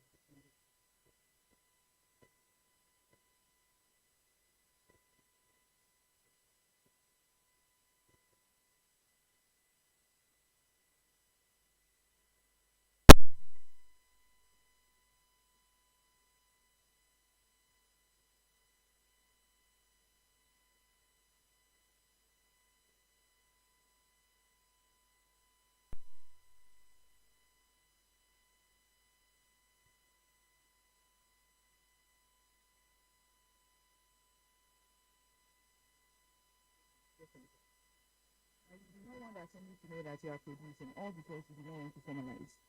So it's still the chicken and the egg thing. It's either you go, I come, or we all come together and come to a consensus for us to know that if I know that you are running a business, you are able to formalize it, I can still come to you and source for contracts. Normally, we say that government will not give us contracts. They will give it to the people they know. It is because the people have made everybody aware that that is what they are doing. And so they have the right documentation. Franca mentioned documentation. So everything I say, I'm referring it back to Franca because she is the business person. I do not run businesses. So that is what she says. But I know the books. And so I link it to what she's saying. You need to document. And so as long as I have my documentation, I wake up in the morning. PPA is somewhere here, right? Yes. So I wake up in the morning, I walk to anybody's office and tell them that I am business so and so. I do 1, 2, 3, 4, 5, 6. I need this contract. Wouldn't they give it to me? They will give it to me. Is it because they know me? No. My documentation is talking for me. But if you do not formalize your business and document your business processes, any day, anytime, they only give it to company B. And so once it goes to company B, everybody will think he's the friend or the sister or the brother or the auntie. That is not what it is.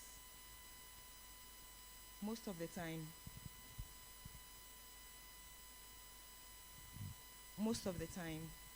we do not have the corporate governance. So it's my business. And so I run everything by myself. I am my own accountant. I'm the same production manager. I'm the same HR. I'm everything. So what am I? Producer, production manager, accountant, and all that. You could be a small business, but you need to still have the structures in place so that you are able to distinguish between you and the business. And then there is no continuity. And so I am born, I come into this world, I set up a business. As long as I live, my business lives.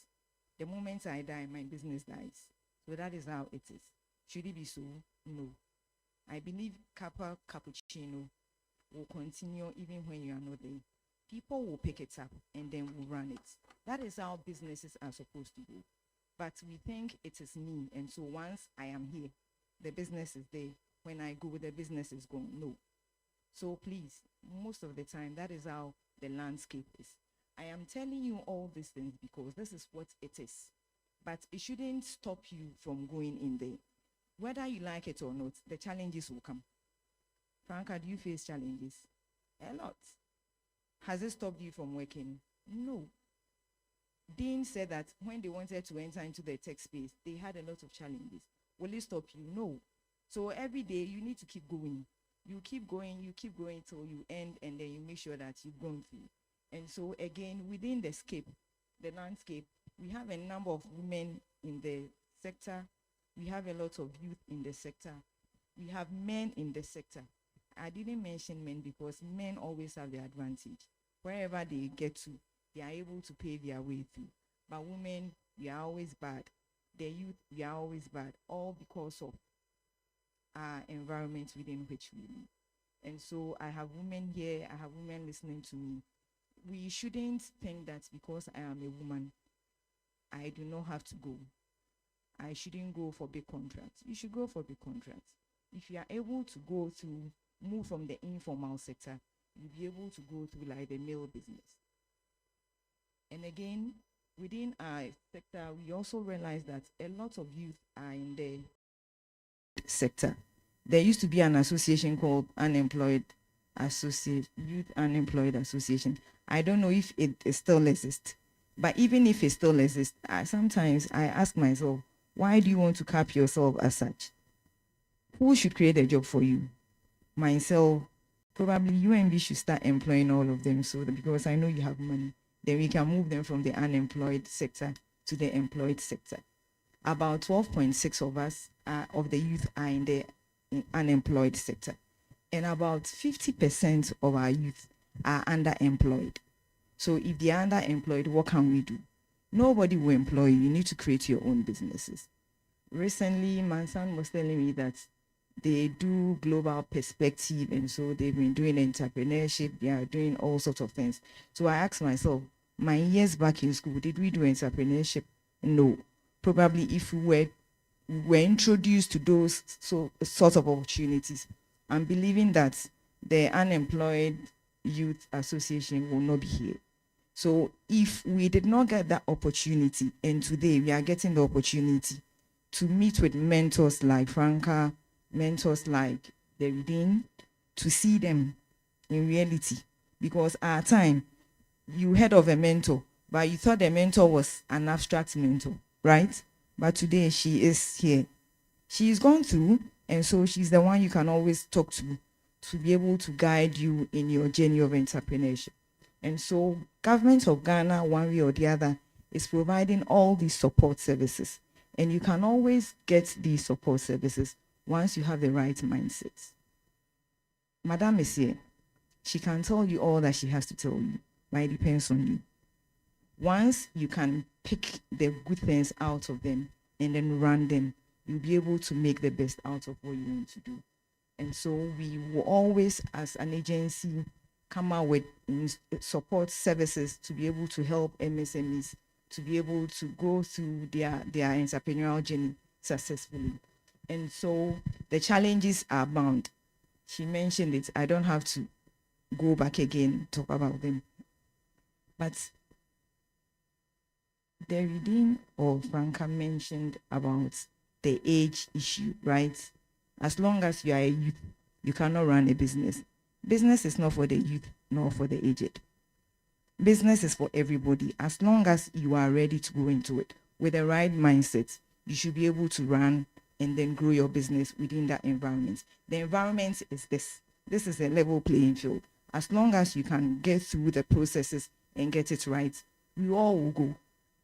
Again, we realize that sometimes when you are a youth entrepreneur, there's this social rejection or the family trying to ward you off, because when they took you to school, they expected you to come back and wear the suit, the white shirt, and the black tie. This morning when I said, so you wear your white shirt and the red tie, my son said, no, you wear a blue tie. So I don't know why he said you wear a blue tie. But everybody wants the son to go to school, come back, and then go to become like a banker, a doctor, a lawyer, or whatever. But if you run your own business, you can still wear the white suit, right? You can still wear that black tie. You can still wear that white shirt. Why can't we? I can sell charcoal and still wear white shirts. I don't need to go and sell charcoal like the way the olden women used to sell charcoal. There is technology. Some time ago, I went somewhere and I told somebody that I saw cassava dough. They were like, you? I said, yes, I saw cassava dough. Do I have to go and sit on the market to sell cassava dough? No. There is technology. And so I put everything here and then I share it on my social media platforms. As long as people can see, all you want is the cassava dough, right? So whether it is me producing it or not, I sell cassava dough. So I sell cassava dough. I sell charcoal. So that daughter of yours who went to school to study whatever can still come back, sell charcoal, and still wear the white suit and the black tie and the red shirt. So you don't really have to think that because they are not going into the formal sector, they are kind of an outcast. No. Every business, you can run it like the way the bankers run their own businesses. As long as you're able to separate yourself from the business and then put in the right processes, you'll be able to go through. So as an agency, we have put in place a number of strategies for us to help MSMEs go through their entrepreneurial journey. I made mention that we have the micro, small, and medium enterprises. So for Ghana Enterprises Agency, once we come through with you from the micro, we expect you to grow through to the small, to the medium, and to large, and then we leave you. So until you grow, we are not leaving you. Yesterday, somebody said, when we come to you, we will hold you till we see what we want to do with you. Yes, because that is why I am paid. Every now and then, I should be able to guide you through your entrepreneurial journey to see you grow from micro to medium to small, through to small to medium and to the large companies. How do we see you grow? We see you grow through different phases. So we have either your employee base, but normally people start their own businesses and they start 5 years, 10 years, 15 years, It's okay. But are you growing? No. So you should be able to grow in terms of your employee base. You should be able to grow in terms of your capital base. You should be able to grow in terms of your asset base. So if you do not grow in these areas, then basically, I keep saying that then you are a chop person. You are not even a business person. So like from hand to mouth, every day you come and you go. Then it's better you sleep, right?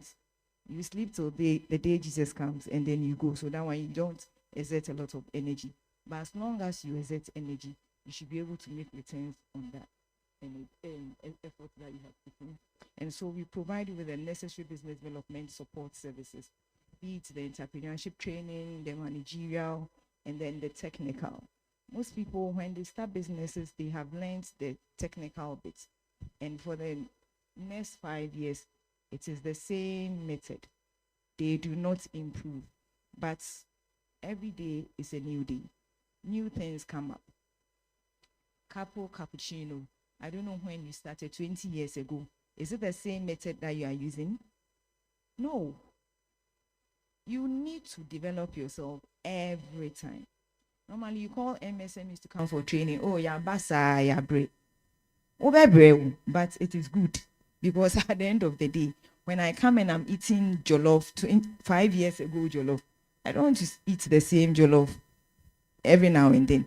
I want to eat jollof, but with a different taste, with different garnishing and all that. So those are the technical bits. We should be able to develop yourself in different forms so that whilst you have the skill, you should master the skill and then every now and then develop yourself.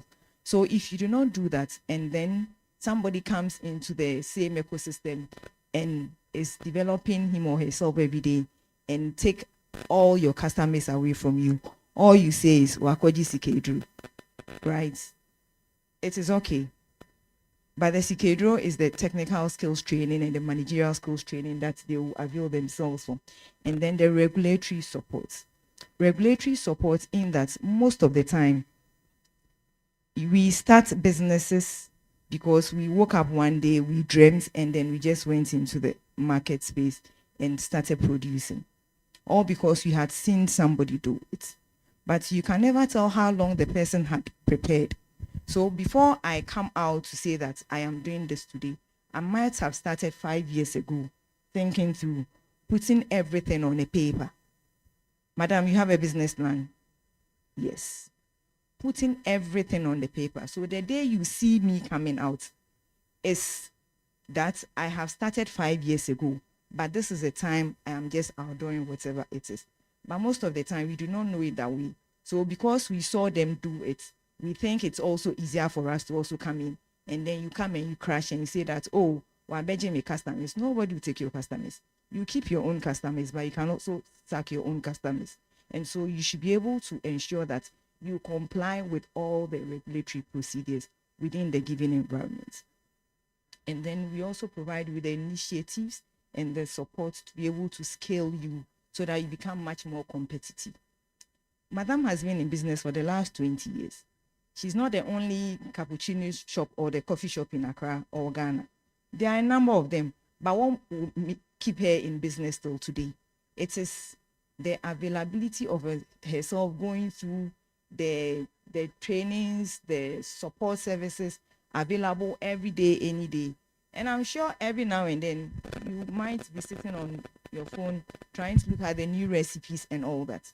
And so if you do not develop yourself and then avail yourself to be supported, then it means that people will come into the space and they will take your business, and the challenges that we saw at the beginning of my presentation will think that those challenges exist. They do exist, but people still overcome those challenges. But you can always overcome those challenges based on what you are able to do. And then we also provide you with the various platforms.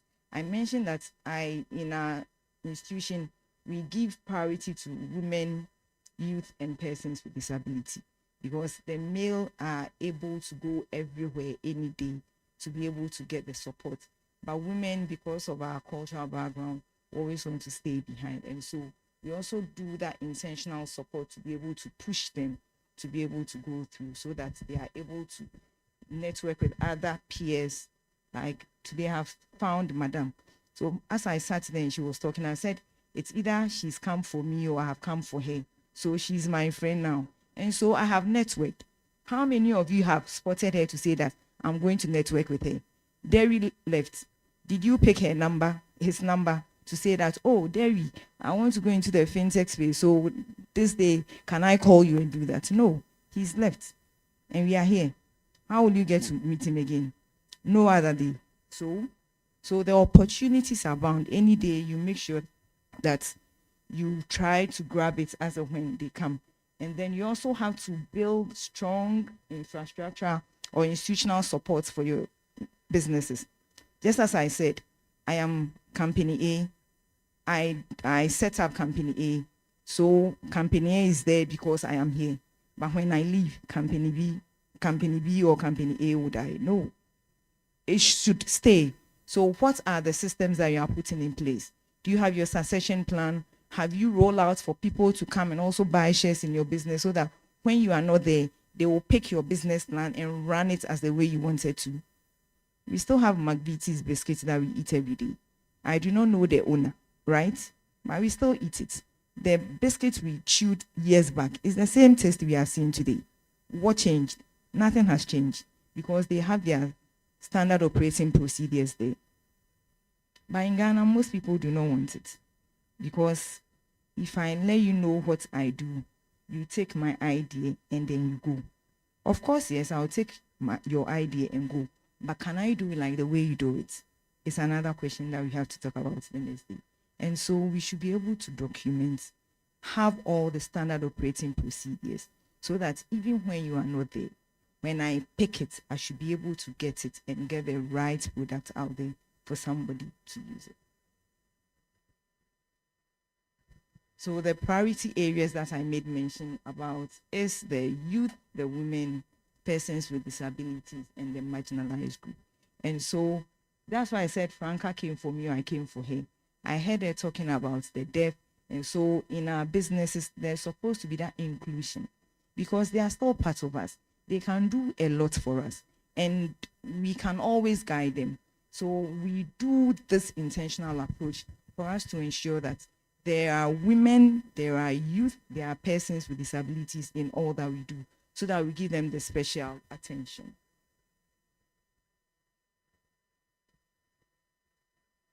So in recent times, I'm sure this is where everybody is interested to hear.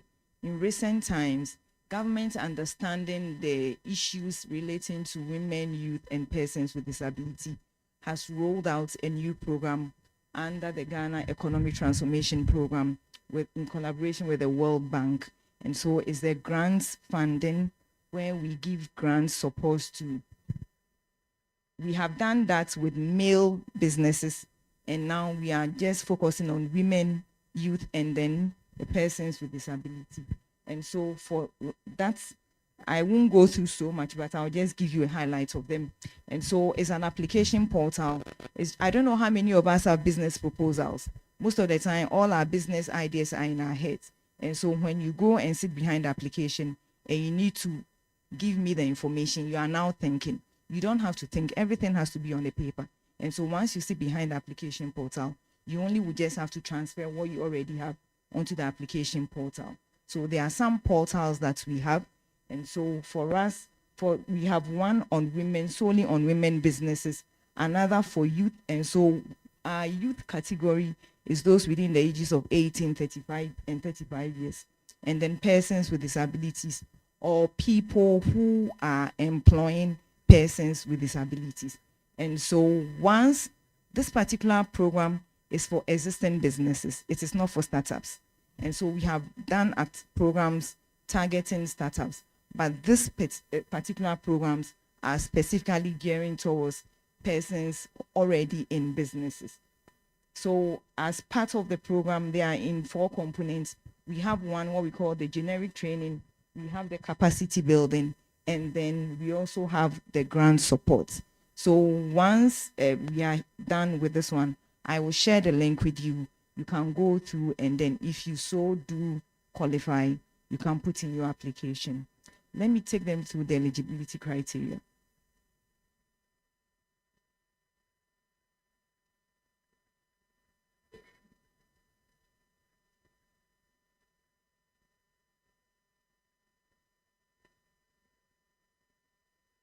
This is where technology has brought us to, so please pardon me.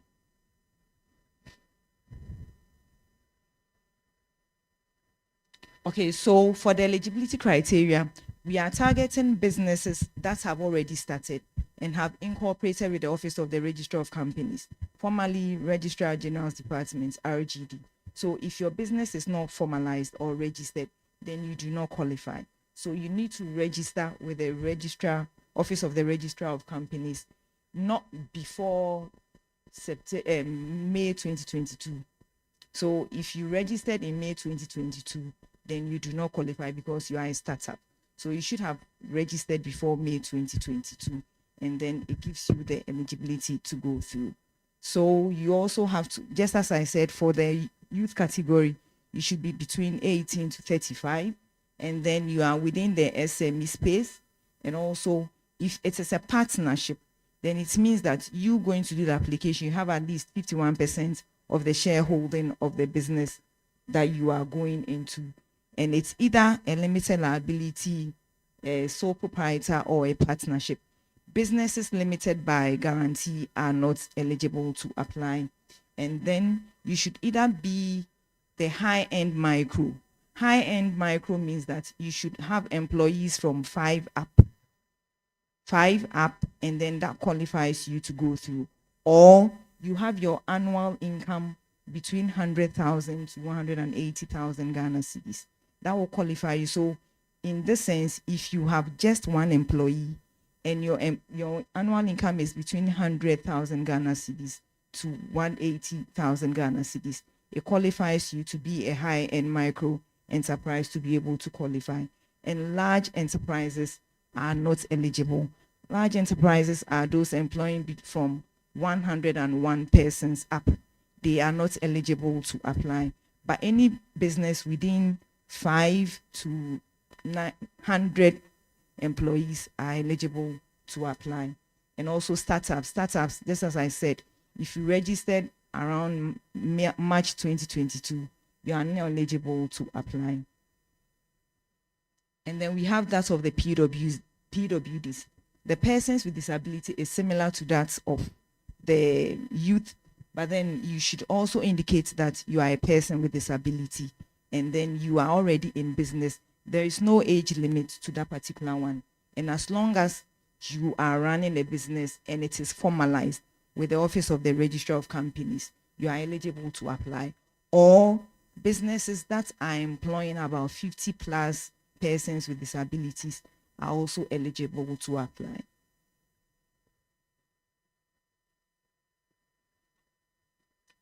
So what are the sectors that will make you qualify to go through the application? If you are in the agri or agro-processing sector, you are a manufacturer, you are in textiles and garments, you are in the food and beverage industry. So probably you are producing snacks, fizzy drinks, all that, pharmaceuticals, health sector, tourism, ICT, those in the fintech spaces, you are all eligible to apply. Then those in education, those in trade and commerce. Trade and commerce at this point in time, we are looking at those selling locally manufactured goods. So you are an aggregator of locally manufactured goods, and then you are eligible to apply. And then those in the construction and the transportation and logistics industry.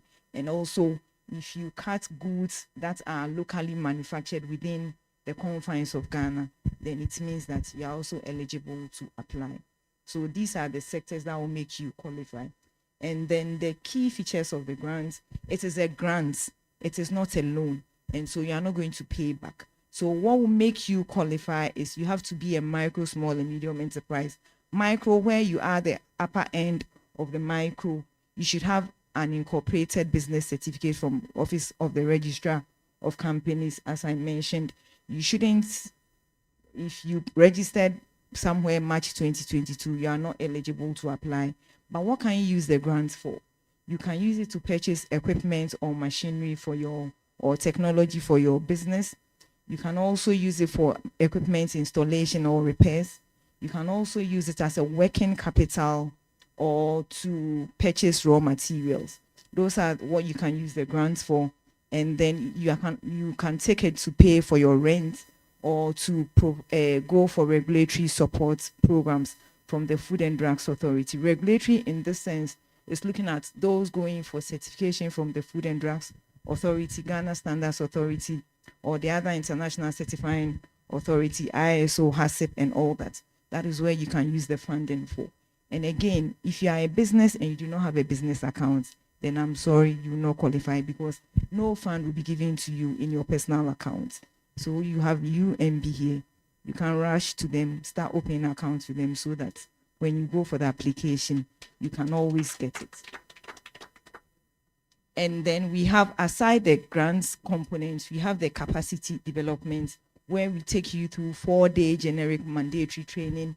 So you have to go through taxation, regulatory compliance, marketing, technology improvements, business plans, and then financial management. So once you put in the application, people will ask, I'm sure it will come.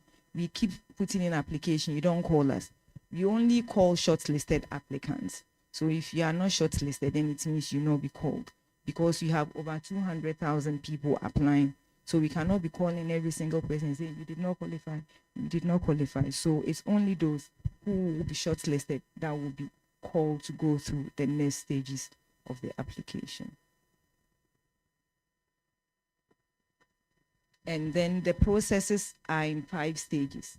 The first and foremost is the application, where you have to go on the portal, you put in your application, and then the system will do the selection in itself. And then the third stage is where they will get back to you. That is where they do the shortlist, and then they call those who have qualified to go through the next stage. And then once you are qualified to go through the next stage and go through the generic training, then they will do a due diligence on you to be able to ascertain the veracity of the information you gave us on the application portal. So we need to come to you to be able to see that indeed the business do exist, or this is what you want to use the funding for. And once you also certify that particular criteria, then you move on to the grants or the award side. And so these are the links. I will share them with the UNB team. You can always pick them and then you go online. There is no deadline to these applications, but it is not a pot full of money. So as it's come first serve, first come first serve basis, as and when our funds ends, our application will also end. So in all that we have said, all I want to leave us is our reflection in the mirror is the only person that can change ourselves. So once I look in myself when I look myself in the mirror, I alone have the power to change myself. And so today, you also have the power to change yourselves, because you've heard from Deridine, you've heard from Madame Franca. I did not say anything. I'm only adding on to what they said. And so if you can change your lives from today, UNB has given you the opportunity. Madame has said it. Deridine has said it. I'm also coming from the government sector telling you So you can only have the power to change your own selves. Thank you very much. Thank you, thank you, thank you, thank you, thank you very much. No, the panel and then we just. All right. Thank you very much.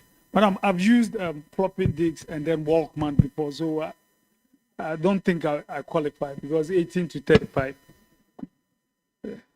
Yeah, but those of you who never use floppy disks and then Walkman, you're qualified. Okay. So thank you very much. You mentioned something very important about documentation. Madam also did the same. This is something I'm very happy, and you did mention that because that's one of the biggest issues we've been facing. So we meet business, young people with brilliant ideas. The moment you say business plan or put something on paper, they say something like, "Oh, you guys are still doing colo banking." But it is very important, not just for our processes, but as a business person, it is very important for you to document those things. Try to look at them, refine them as you go along the way. So thank you for mentioning that. We want to say a big thank you to our media partners, YFM, that is, they are currently carrying this live.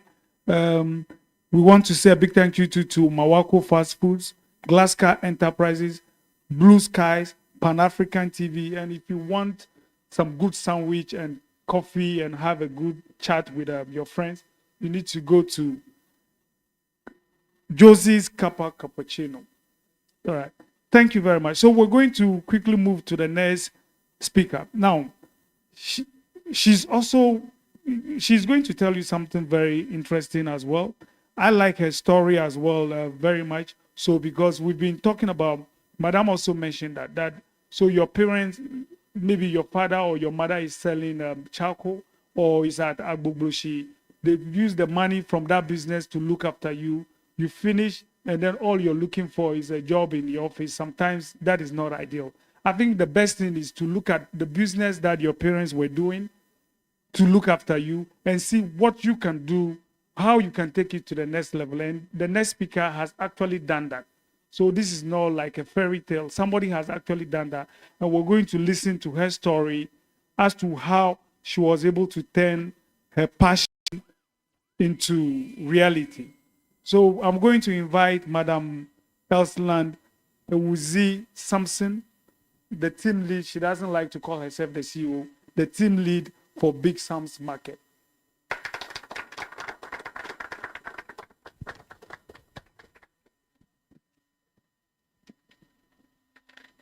Hello, everyone. My name is Elsie Sampson, but I think if you want to look for me everywhere online, you have to look for Ajo Abubloshi, because that's how I call myself. So today I'm going to tell you a story in 20 minutes. A very interesting story about turning ideas into reality. And my story is based on these three things. Grace. My story is based on grace, mistakes, and feedback. Grace, because anyone can do it. Anyone can go to the market and start a grocery delivery service. Anyone can go to the market, go and buy food stuff, package and sell. But there's something that should be special about you. And sometimes yourself, your personality, and the grace makes you stand out. Mistakes, because I had no idea what I was doing. I'm a graphic designer. I have a degree in communication design. I didn't even know I was doing agribusiness when I started, till after 3 years. That was when I actually knew that what I was doing was, I'm into agribusiness. So I made several mistakes. And feedback, because that's how I got better. In 2014, so this is the story, the idea and the research. In 2014, I was doing a packaging research as a graphic designer. And then I came across the term grocery delivery. I mean, it was very interesting when I clicked on the link and I saw that it's a booming industry in the UK, the US. But in Ghana, I tried to find a lot of data. I didn't find any information. And then I realized that yes, the typical Ghanaian will not let you go to the market to shop for them. Me pesa me kona me kodi ano. Na minya discount. I want to go and select the tomatoes myself. So the very typical Ghanaian will not let you do that. Then the idea came. Now you have to research. And like he said, my mom used to sell food stuff. So she was one of the first people I went to. I said, Mama, I don't know yen. Musumi baby, but me the school nyamano ebe kaho. And I'm very grateful for the support of my parents, my family. I mean, they've sent you to tech to become a communication designer, and you say you want to sell food stuff. How? But they supported me. And then we move on to 2015. I said, I was in my final year then in KNUST. So I decided to have a pilot study or pilot business because, I mean, what can I lose? I'm in school. If I fail, I failed. No one can hold me. I'll graduate and go and find a job. So I started with my mates, designed some flyers, a graphic designer, all the flyer designs, you can imagine. And I'm a good one too. Go and check out my Instagram page. So I designed the flyer, shared with my colleagues. Yeah, why would I? I mean, all the no's and the yes and the mixed feelings. So I was doing my final year project as well. Combining these two, I mean, years later, I realized that was how I failed. So that was the first failure. And also, students, we don't buy food stuff. We pass by the back there, get some Indomie, we cook. If we are cooking, it's something small. So that idea then didn't really work with my mates. So he failed. And then 2016, Accra. I mean, we used to live in Mankesim. My parents used to live in Mankesim before I graduated, and then they moved to Accra. So coming to Kumasi after school to Accra, I'm like, Accra is big. As for Accra, people like my idea. Mankesim, when they pass by the back, they will get food stuff. But Accra is big. People like my idea. Then I came to Accra. People didn't like the idea. Why? It was my national service time. I mean, I had to combine national service and then did another whole set of flyers again. Got someone to support me, give me money to print flyers. Went around with my brother. We shared the flyers. Still, no one was calling. I mean, we had the big idea, Big Sam's grocery delivery service right to your doorstep, everything. Why are they not calling? What am I making? What am I not doing right? I'm in Accra. People are busy, but they are not calling. Then I almost gave up. But I still kept talking about the idea with my bosses.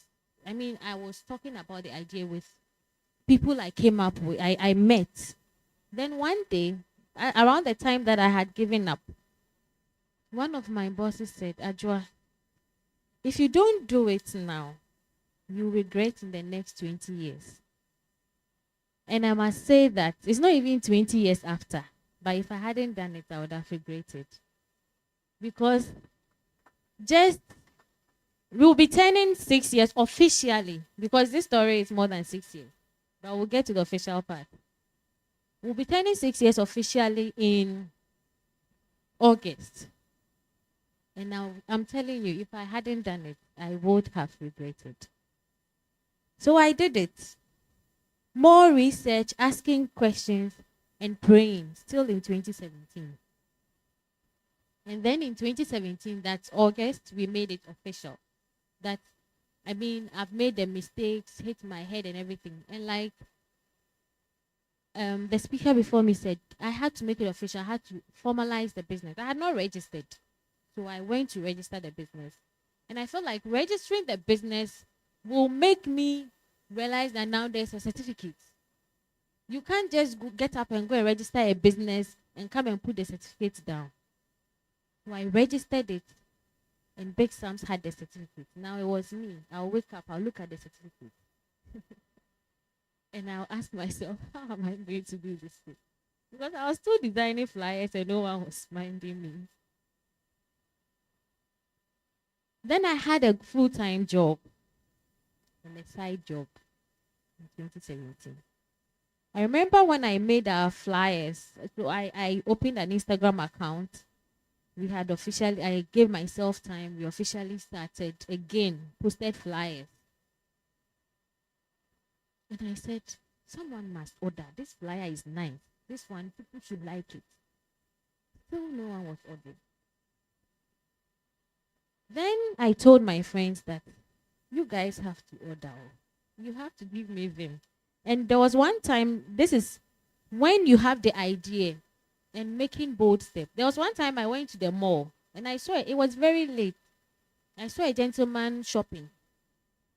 And I asked him, so do you shop for groceries around this time every day? He said, yeah, I'm very busy.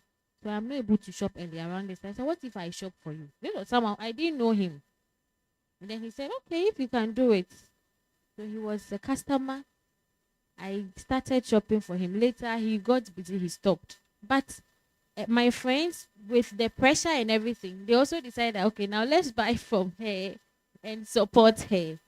So when we started again, my friends shopped from me. And I'm very grateful for that.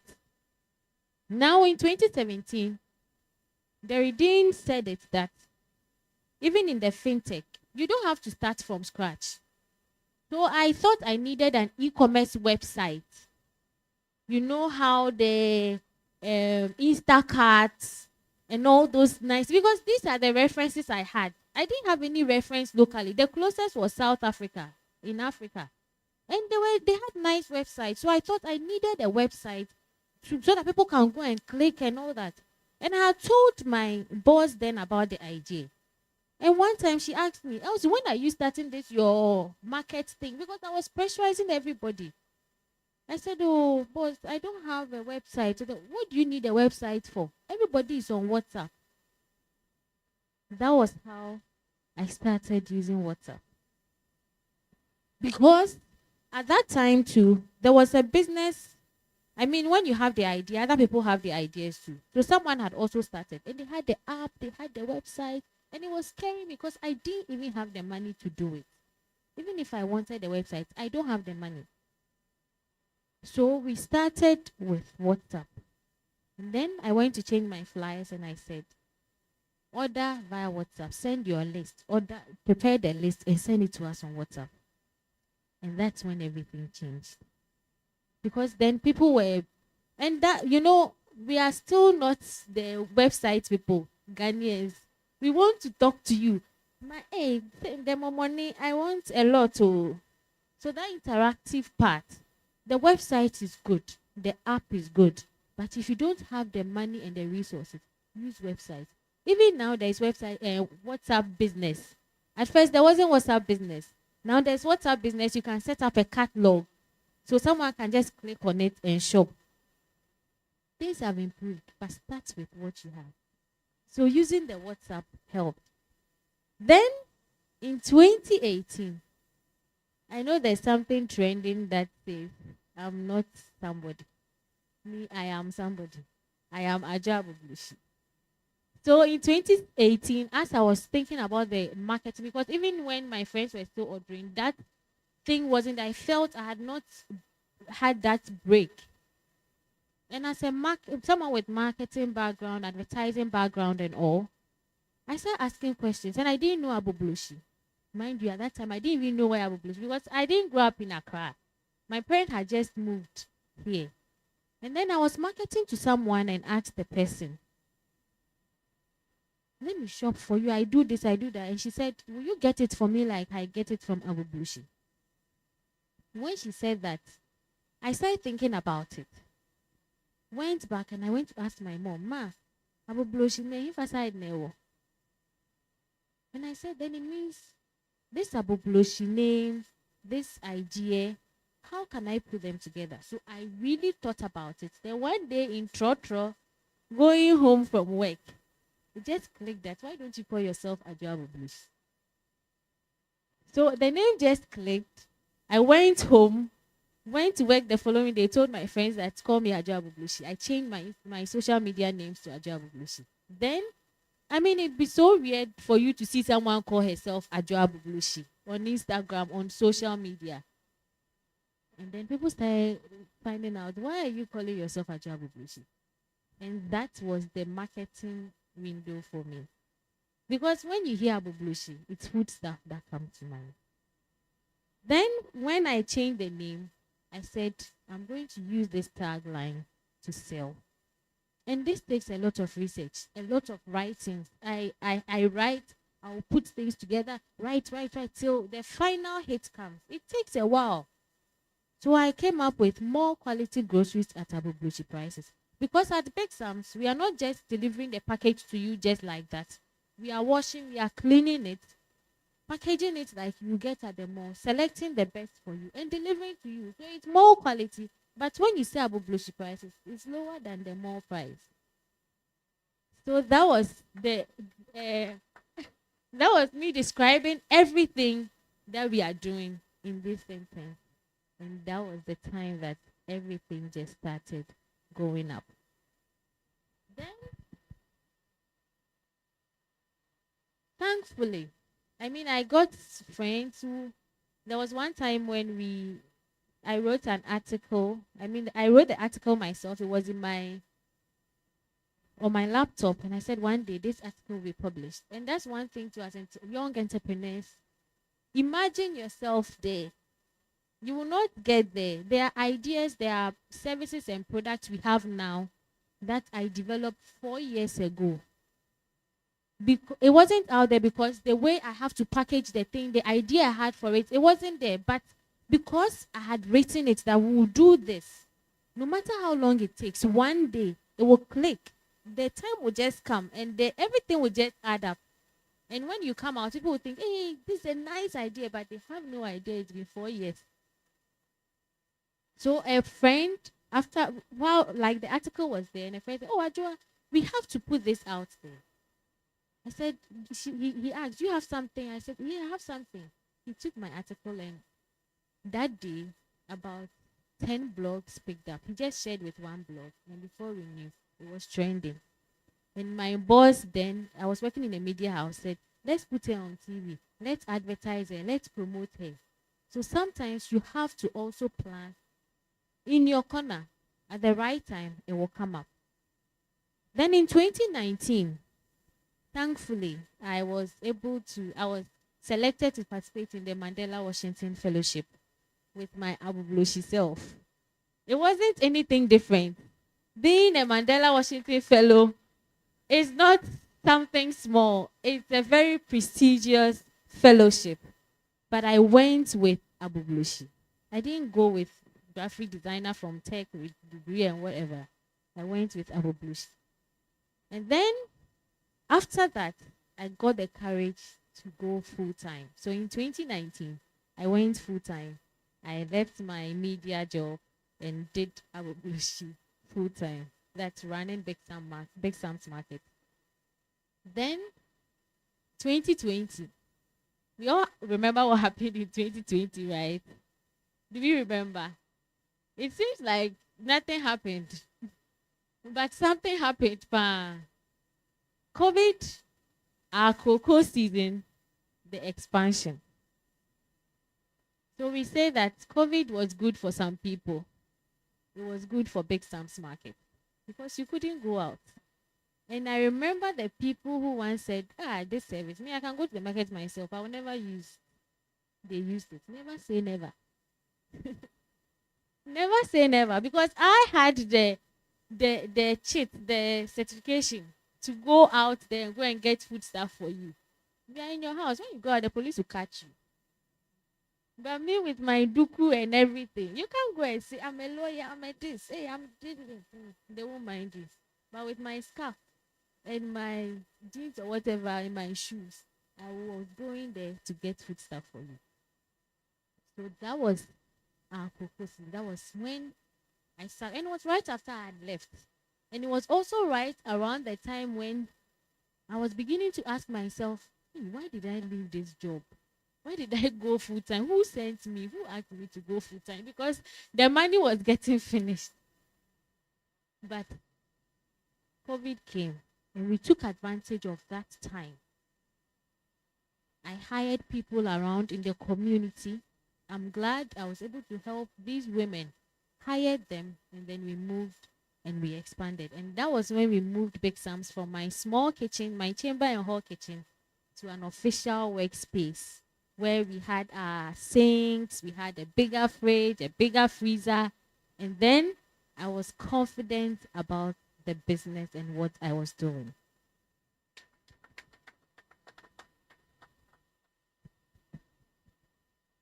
Now in 2021, I hired, during COVID, I managed to get an accountant, and he put together the finances and everything. So in 2021, that time I didn't even understand all these expenses, financial, whatever. Me, all I knew was I was doing a business. And that's when Auntie Franca mentioned something. She said, it's not all about passion.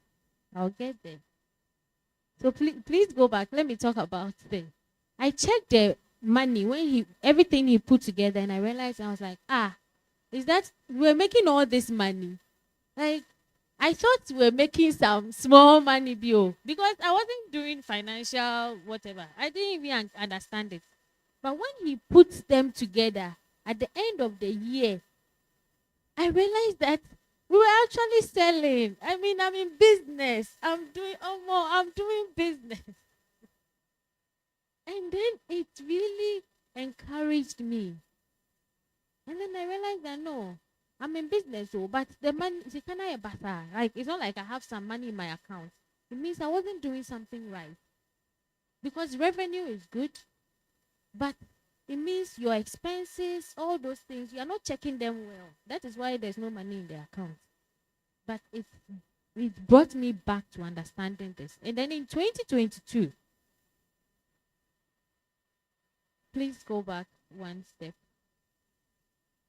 Madam Franca said something that it's not all about passion. And it made me come up with this, and this has kept me going, that passion alone doesn't make a business. Understanding the technicalities of managing a business to be sustainable and profitable is key. You can make the best clothes. Someone cannot make them, but they will hire someone to make them, run a business, and own a fashion line. So it's not about you are passionate about this. I was passionate about Big Sam's. At a point, I even forgot I was a graphic designer. But I wasn't making money. Because I wake up in the morning, I check the account, I pay salaries, and I'm back to zero. And that's the reality of the story. I didn't understand financial annual turnover. So what did I do in 2021? I came to understand this. And then in the next slide, please. 2022, personal development, tears, because I realized that all these years, if I understood a couple of things, it would have been better. If I understood that expenses, when you are pricing your goods, you have to factor your expenses, the rent, the T&T, your salaries, your utility bills. I didn't know. All I knew was prices. I'm a designer. I'm an advertising person. It's about advertising the thing. And the business was growing because I know how to advertise. I know how to do interesting videos, but I didn't know how to manage the business to be sustainable. And that's the important thing. When I'm not here one day, Big Sam should go on.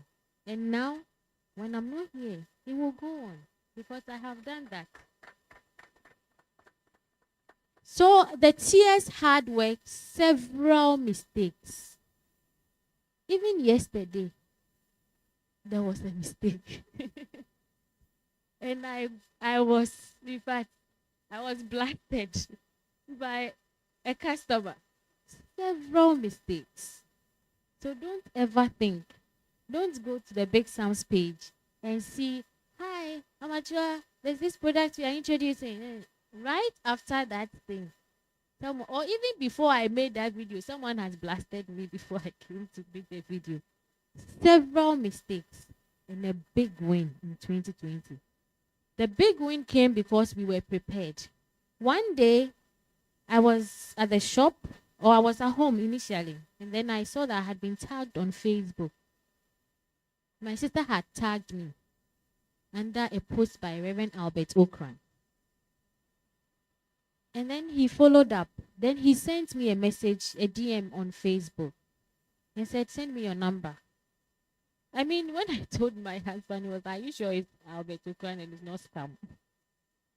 I sent my number. I got to the shop. He called. Hello, my name is Reverend Albert. I said, your name is Reverend Albert. I'm coming to your shop. He came to my shop. We did a video. And that video went viral again. And everybody, I mean, those we've served, were sending in testimonials. People were inspired by the story. That was a big win for us. And I'll tell you that UMB was part of the story. And then after that, I gained confidence. We all need validation. We are human. We all need validation. I mean, I had been struggling. Last year was seriously difficult for me. The first part of last year, I cried because there was nothing in the account. And why are you doing business? How can you grow without money? Money is very important too. It's very important. Marketing budget. You want to market, you want to do this. You have to do it with money. But when things happened, I gained confidence and I understood what it takes. So I started training. I was online training myself, reading, asking questions, going to people who have led businesses and asking them, I'm struggling with leading my team. How can I do it? Then they correct me. Then we are in 2023. More personal development. It doesn't stop. Learning doesn't end. I wake up every day, try to find out what's happening. I look to companies I look up to, not here in Ghana, other parts of the world, and tell myself that sometimes I go to even download something they are doing, even their financial, when they put it, I'll go and download, put it there, say one day me too, I'll publish this. Big sounds will also get, they will have shareholders, it will be big. We are not there yet too, but the kind of things I'm looking for, and it has to be done. It's a step at a time. So more personal development, gaining confidence, because I'm still on that path. Someone will, like I said yesterday, I wasn't at work because I had to be at home to do something. And the call just came because the person has my personal number. It just came. Hello, why are you not doing this? I didn't even understand what was happening. That alone, and interestingly, I was about to develop content for my business page. The phone was in the tripod. Then the call came. And I was like, oh, maybe it's, when you feel like. I said the call, hello, hey, madam. And I tell you, I couldn't even develop the content again. It was so sharp. It hit me. But it's all past. And you have to come back, gain the confidence. And we are hitting target. 2023. Now I understand that when I do my financial reports, it helps me know that in March, maybe we made 100,000. Because of that, what did we do in March that made us get the 100,000? If it was protein bundle or the Fala deal, that gave us the 100,000. Let's do more Fala deals and let me make noise more on social media. People will come and order. So we'll hit target. And then another big win came up in 2023. And I know there are more big wins coming. This time the tears have become less. It comes, but it is less. And we are accepting feedback and still making mistakes because you will never stop, but it's the only way that you correct yourself. And thank you, UMB. for being part of the Big Sam story. Thank you. Thank you, thank you, thank you. We are happy to be part of your story. Since 1972, we've been part of interesting stories and will continue to do so. And we want to be part of your story as well. When you win, we want to win with you. When you cry, we want to cry with you. But most importantly, we want to go on that journey with you to grow your business. So thank you very much. So we're going to conclude, and I think we'll watch a short video, and then after that, we'll sort of bring our invited guests up the stage so that if you have questions, we can ask them, and then we can wrap it up. And Mr. Solomon Ajay, please, you're going to join.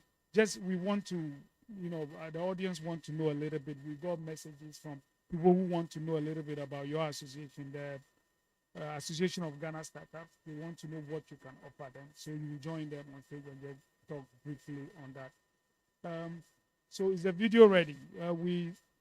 I still want to say a big thank you to YFM, our media partner, Mawako Fast Food, Glasgow Enterprises, Blue Skies, Pan African TV, and then Josie Cappuccino.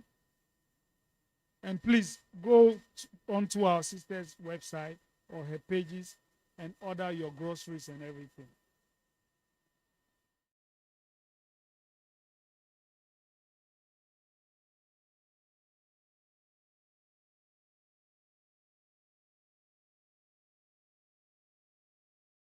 Just learn how to get stuff done. And what I mean by that is, I've seen at every level people who are very good at describing problems, people who are very sophisticated in explaining why something went wrong or why something can't get fixed. But what I'm always looking for is, no matter how small the problem or how big it is, somebody who says, let me take care of that. If you project an attitude of whatever it is that's needed, I can handle it and I can do it, whoever's running that organization will notice, I promise. And which is why I think with young people, you don't always need to be so impatient asking for the plum assignment. A lot of times the best way to get attention is whatever is assigned to you, you are just nailing. You're killing it, because people will notice, oh, that's somebody who can get something done.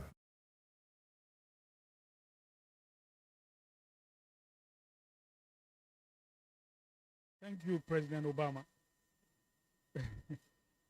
So we're going to invite our invited guests upstage. So, Madam, if you can join us. And yep, Solomon, if you can join us as well. So, if you have any question for them, we'll take those questions and then we'll wrap it up. Do we have any question in now?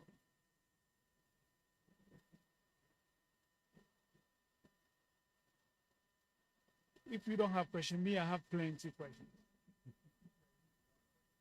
Yes.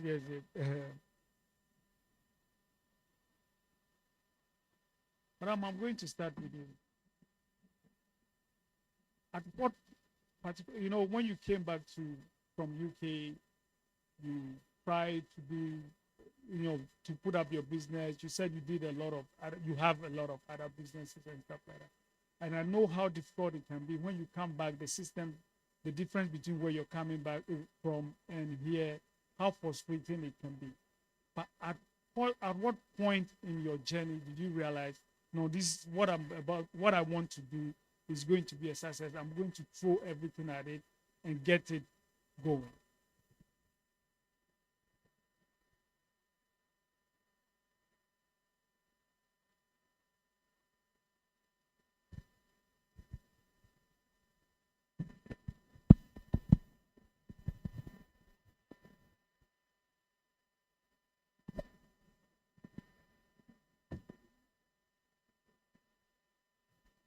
Yes, I think the transition from the UK to Ghana is challenging, or was challenging for me. especially because I found myself in a space where, um, I mean, this is important for me, so bear with me. I feel like sometimes Ghana robs you of your confidence. Like I went to a girls' boarding school, and by the time I left, I didn't think I would amount to anything in my life because that's what the teachers tell you. And then I went to the UK, and I found that I was capable, and people appreciated my creativity and my work. And coming back to Ghana, and then working in a space that you start hearing these things again. I mean, even when you're good, you're being told you're not good enough. I think that was my challenge. And I think my journey into entrepreneurship was also to be able to control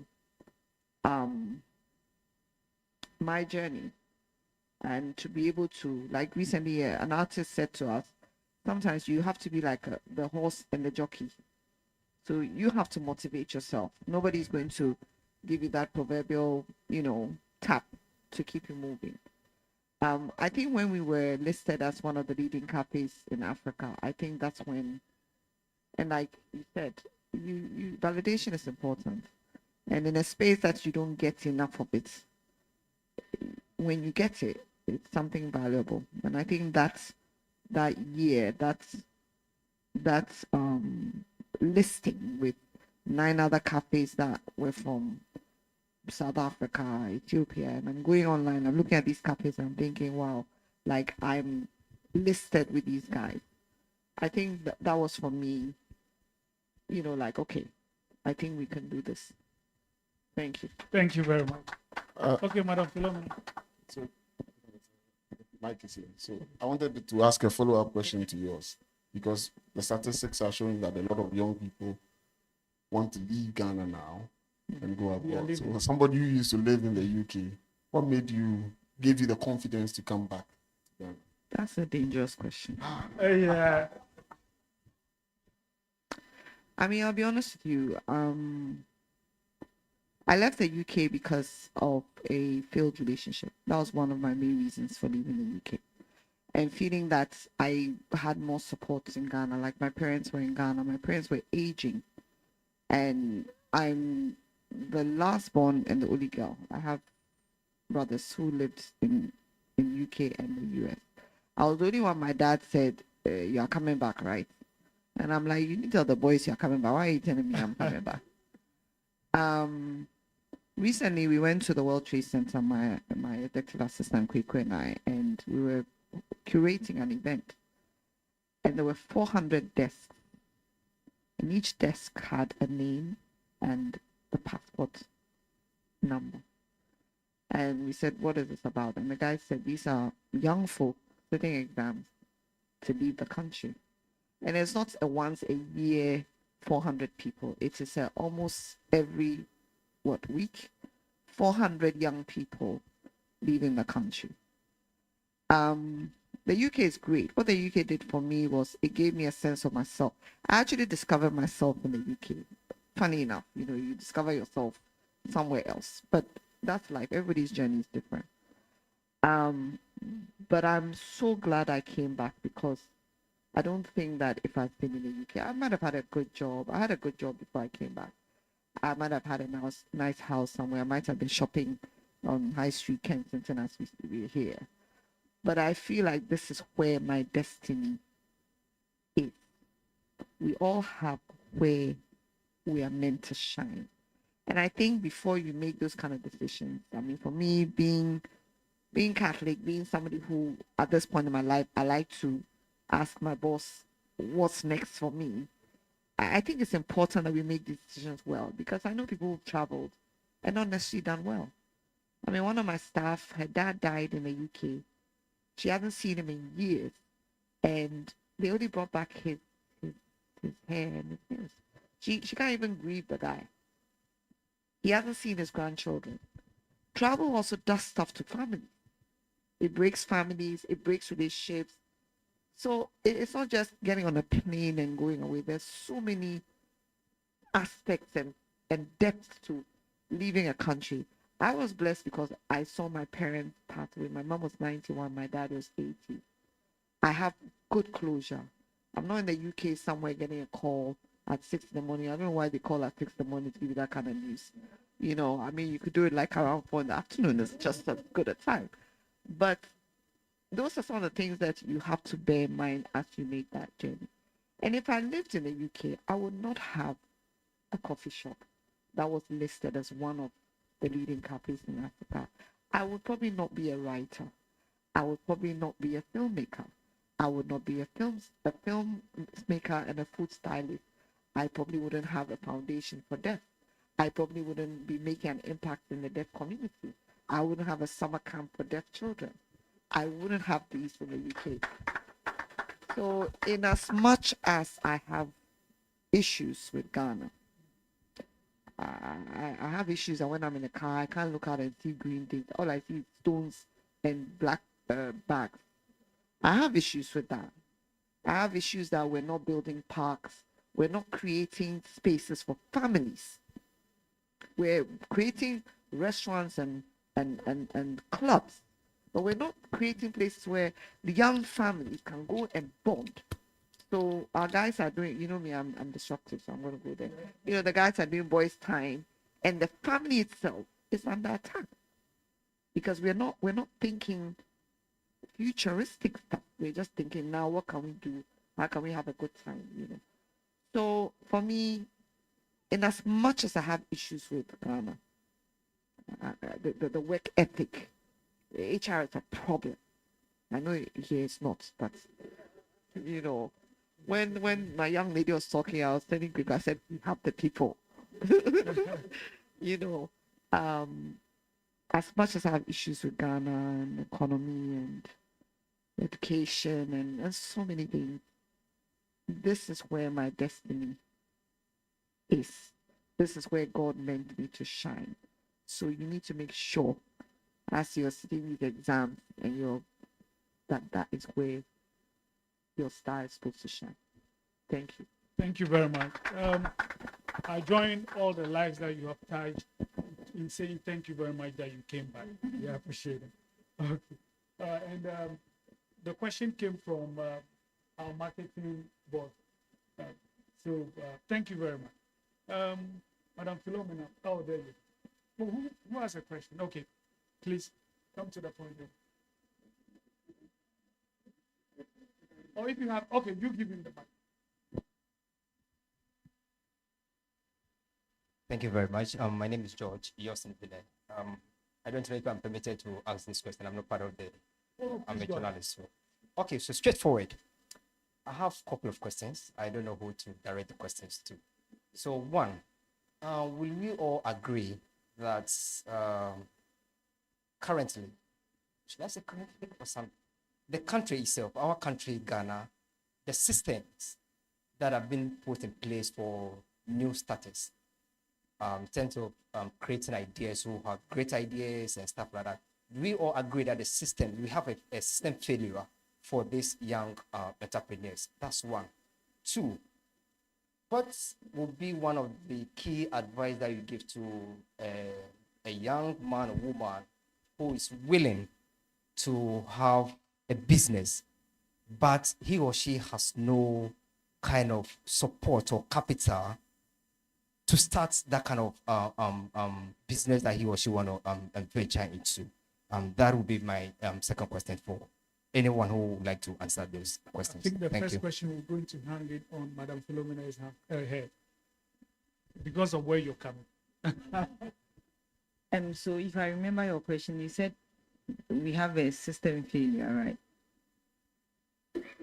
It's a yes and no, because it's still two-way, because the institutions are there, but our ability to go to the institutions to seek for information makes us not to have access to all these support services. So then the systems, there are some failures in the system. I keep saying that the district assemblies are there. I don't know if you know the district assembly. Do you know the district assembly? You know district assemblies. When you go into a district assembly, there are a number of institutions in there, and they all are there to support the people within that particular environment to grow. If it's about environmental protection, they are there. If it is about planning, they are there. If it's about spatial planning, they are there. If it's about sanitation, whatever, community development, they are there. But how many youth would walk to a municipal assembly or a district assembly? We would not go there. All because we think we have nothing to do there.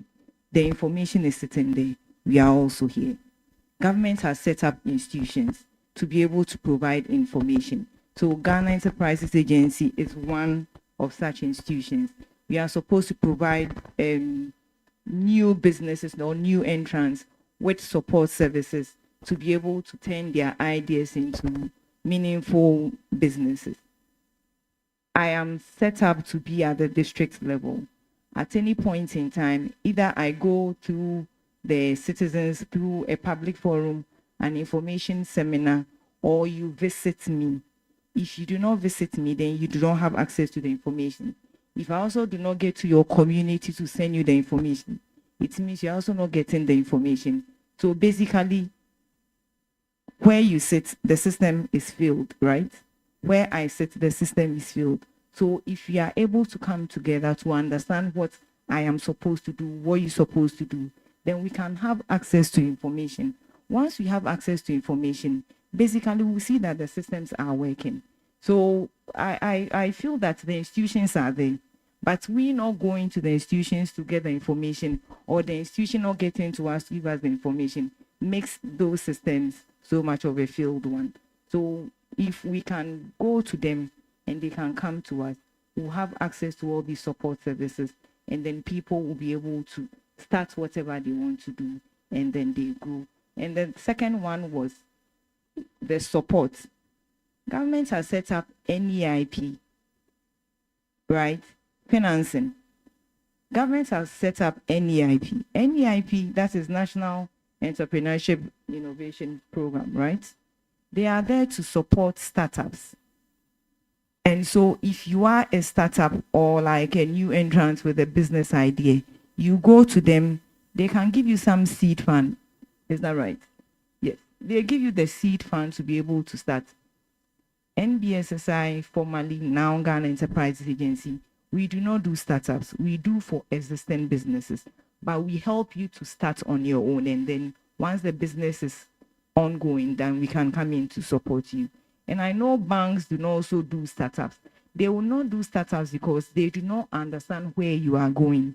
But if you are able to document it for you to be able to convince me, I'm sure you'll be able to get the support. There are some angel investors, there are some other people, venture capitalists and all those there to support. But if you do not document anything you are doing, then basically the system will not be there to support you. So I believe that once you understand where you want to get to, just the redeem said that there are 3,000 eyes. Everything should be your eyes, your nose, your ears, everything, so that you are seeking, you are scouting out for all this information to be able to help you start and then grow your businesses. If it is failed, then what are the existing ones like feeding on? Okay, because they will go to where they have to go to get the information to start their businesses. But because we feel that maybe they are there, we are there, so we sit and we think. So the perception most of the time is more than what we should look out for. We should just go, because I want to be an entrepreneur. I cannot sit in my home and be. Either I go on my social media platform, search. Okay, so type a keyword and it will take you to where you have to go. If you do not do that, then basically you might think the systems are not there. If you walk into UNB, I'm sure they should be able to help you start your business. So the support is also here. How many of them are working in here? They are not coming because they think the bank is there to provide financial support. Aside the financial support, they are doing other things as well. All right. Thank you very much. Do we have any other? Okay. Yep. The microphone here.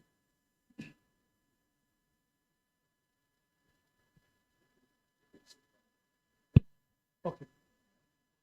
Okay. Yeah.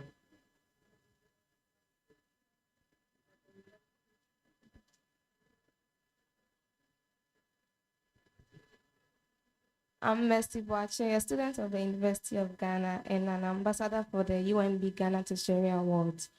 My question is to Madam Philomena Norman. She said the GEA does not help startups, but they support you till you grow and then they help you. How do they support you? That's my question. Thank you.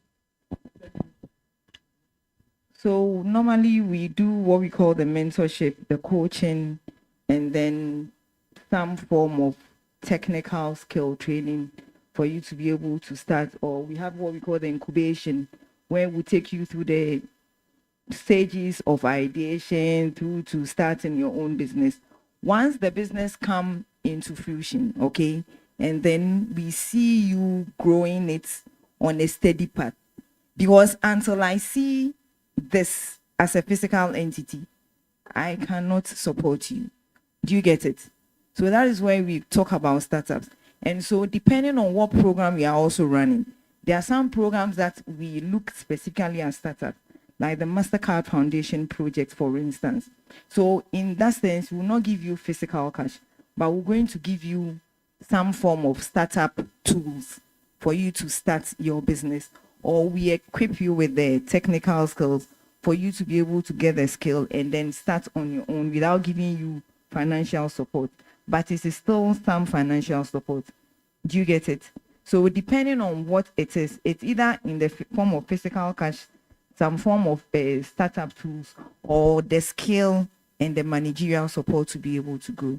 So if I say we do not support startups, I mean when we're talking about the capital, but aside that, we do the others. Yeah. So, okay. Just briefly, I would like to say something, especially because I think I'm the youngest person. And with the young, like we, the youth, let me not burst your bubble. Just yesterday, I was talking to a friend who has an idea and she feels like now I've given up on her because I keep telling her, do this, start the business. She will still go back to square one. But I told her that we like success stories. But when you're starting, we all want the win. No one will mind you when you haven't won. Accept that. That's the reality. Even if NEIP, GEA, even if they give you the money and you haven't started, you don't have the idea, you haven't gone through it, seen the reality of the thing, you will mess up the money. 2 years ago, I was applying for grants, thinking I needed loan, I needed money to invest in big sums. I need money. It wasn't money. The technicalities of running the business, I didn't know. So no matter the money I was given, I will mess it up. But now, I know what big sums need, technically. I know that we've gone through the phases and everything. When we get money, marketing, resources, human resource, maybe transportation, getting a bigger space. I know what we need. But those times, if you ask me, I don't even know how to describe the business. I can't even pitch my business like how I'm talking about it right now. So let's not blame. I mean, like Franca said, don't think about Ghana. If you think a lot of things. But work on yourself. Work on the idea. I went for a pitch recently. And after the pitch, I came back and I was so proud of myself. Because I couldn't believe after 5 years, I could actually now gain the confidence to pitch big sums to an investor. Or to tell someone, and when you tell me that, I think you should do it this way, I can tell you that no, when I do it this way, it will not work. Not because I'm being arrogant, but because I'm inside it and I know what works and what doesn't work. So when we think about support, we are all thinking about money. Before the money comes in, work on the business, make the mistakes, know what will work. A lot of businesses have raised dollars, millions of dollars, and they have failed. watch movies about businesses that have failed. I'm grateful for a partner, my husband, who will say, let's watch this movie about a business that has failed. And after that, I will start thinking and I'll be like, okay, if Big Sam's does this, it will not work. So please, yes, the government, that you blame people, but work on yourself. Blame yourself first. And after you've done that, you realize that your business must make money, revenue. You must make money before you go and look for other money somewhere. Otherwise, when you go and look for the money, it will finish. And they'll come and chase you. Loan, they'll come and chase you. Right. So, no, okay, okay, please go ahead. All right, so I just want to add a bit to, first and foremost, to the GE's point. I have worked with GE over the years, and I can say for a fact that GE supports startups. Just that they may not know, like Big Sam said, she worked for 3 years without knowing that she wants to do agribusiness until somebody prompted her. So startup is not just any company starting. Often another mistake that we do, there are various phases of startup, there are various stages. What they don't do is ideation stage. If you have just idea, I mean, I can find your idea for you. You must show me a product or service, and then based on that, I know that this is something that we can support you to scale up. But until you can show me something, there's no way I can invest into you. So they don't do the ideation stage. But beyond that, they've offered series of support. I mean, so once again, in the phases, there's ideation stage, there was the early stage, there's a pre-seed stage, there's a seed stage, and there's a growth stage, and then there's a late stage or exit stages. So it cuts through various stages. For instance, a company like ZPay. ZPay is a member of our association. ZPay is still a startup based on a certain class that we do. Daryl Dean, who spoke earlier on, as an executive board, executive member, and he is a startup as a certain class. Big Sam sit here as a startup based on where she is. And we have others in the auditorium here who are also startups based on the class that they belong to. So I just want to clarify that briefly, that yes, we may not, the code as a startup is, but if you get deep into it, there are various stages and then phases of that. So that is just that. Now back to the question on institutional failure.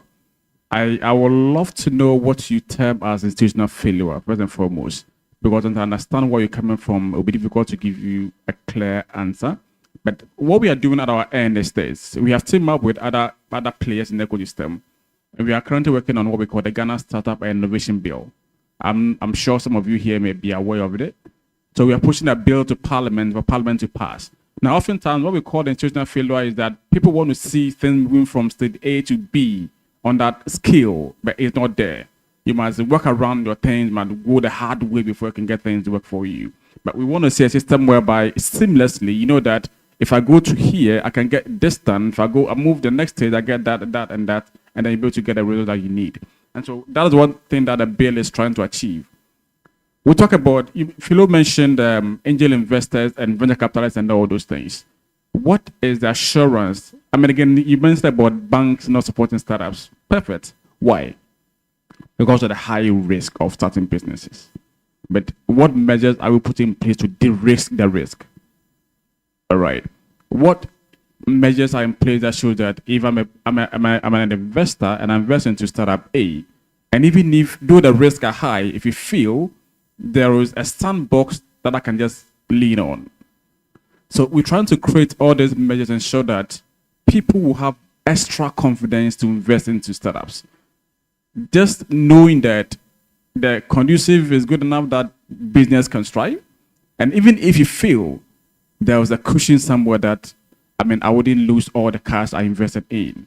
And these things can only be done by a legal, I mean, more like a law sort of.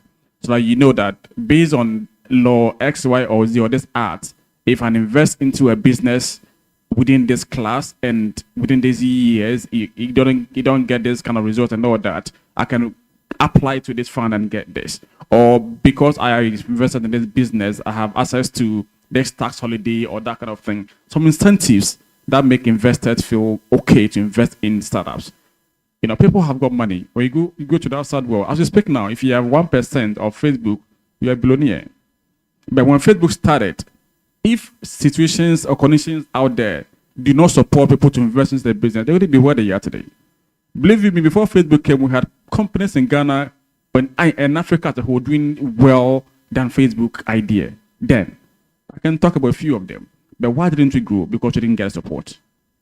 Facebook is not owned by one person. We all know Mark Zuckerberg, but Mark don't own Facebook alone. There are other partners, equity investors in Facebook. What measures are put in place to ensure that people will invest into our businesses, and not just loan, not just grant, but equity investors who are partners, and so that we can all grow together. And we, the young people, how willing are we that we are able to open up and say, look, come in, own 10%, 50%, whatever percent, put in money, let's grow together, we can enjoy benefit. Obiapa CEO, Obiapa big title, so we don't want to open up. And so again, it's all based on trust. And so somebody mentioned that if I open up, you take my idea away. It's all based on trust. What is the IP law talking about? If I open up to you, what shows that you not take my idea away? And even if you take my idea away, is there any means to get back or get back on track and still get something doing? As Big Sam failed some years back, is there a policy that can support business failure? If you fail, you can still get back and do X, Y, or Z. Those things are what we're trying to work out on a bill. And I'm sure that's what you mean by system failure. I don't think it's so bad as it is now, as a nation. We are doing well, trust me. We are doing well, but then we can get better. I mean, she talked about winning big and pitching and all that. I sat on a committee that granted her some big cash recently. I'm sure she's just laughing about that. You know, you know. So I mean, we are proud of what we've come to. I mean, let us tell our stories. Let's celebrate every latest story that we've achieved. I mean, every latest success as a country. We are really doing well in this space, and it may not be all that gloomy as we may want to paint it out there. But I think that we are doing well. We can only get better if we all come together as a team. Thank you. So please, Jess, I will come to you. I have a question for you myself. But if you can quickly tell us about your association and then what people, businesses should expect when they get. Right. So I happen to be the lead for the Association of Ghana Startups. We started years back as a Ghana Startup Network. All that we're trying to do is to bring together all startups across the entire country so that we can work to support ourselves as young people. So we work on 4 key thematic areas. Capacity building is key. We have access to finance, access to market, and then policy advocacy. And as part of the policy work, I spoke about the bill that we're working on now with other players in the ecosystem. So we work over the years to support young people at ideation stage, getting them to be able to refine their ideas, getting them to be able to know what to do. Like Besam said, if she had known certain things earlier, she may have chalked more successes back then. And so our focus is, you have an idea, what can you do with it?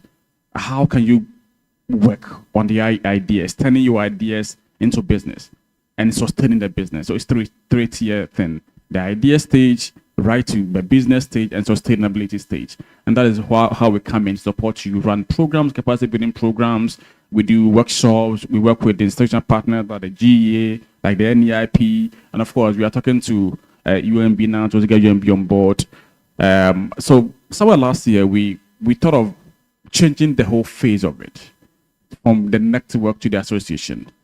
The idea is just to bring on board every player in the ecosystem. People are doing many things in silos. That is one thing that we see that is one of our challenges as a country. Everybody is doing their own small things in their silos. We don't want to work together as a bigger body or as a team. And so UMB may have a small fund to give to startups. I'm looking to, Ghana don't have a unicorn yet. We want to get a unicorn.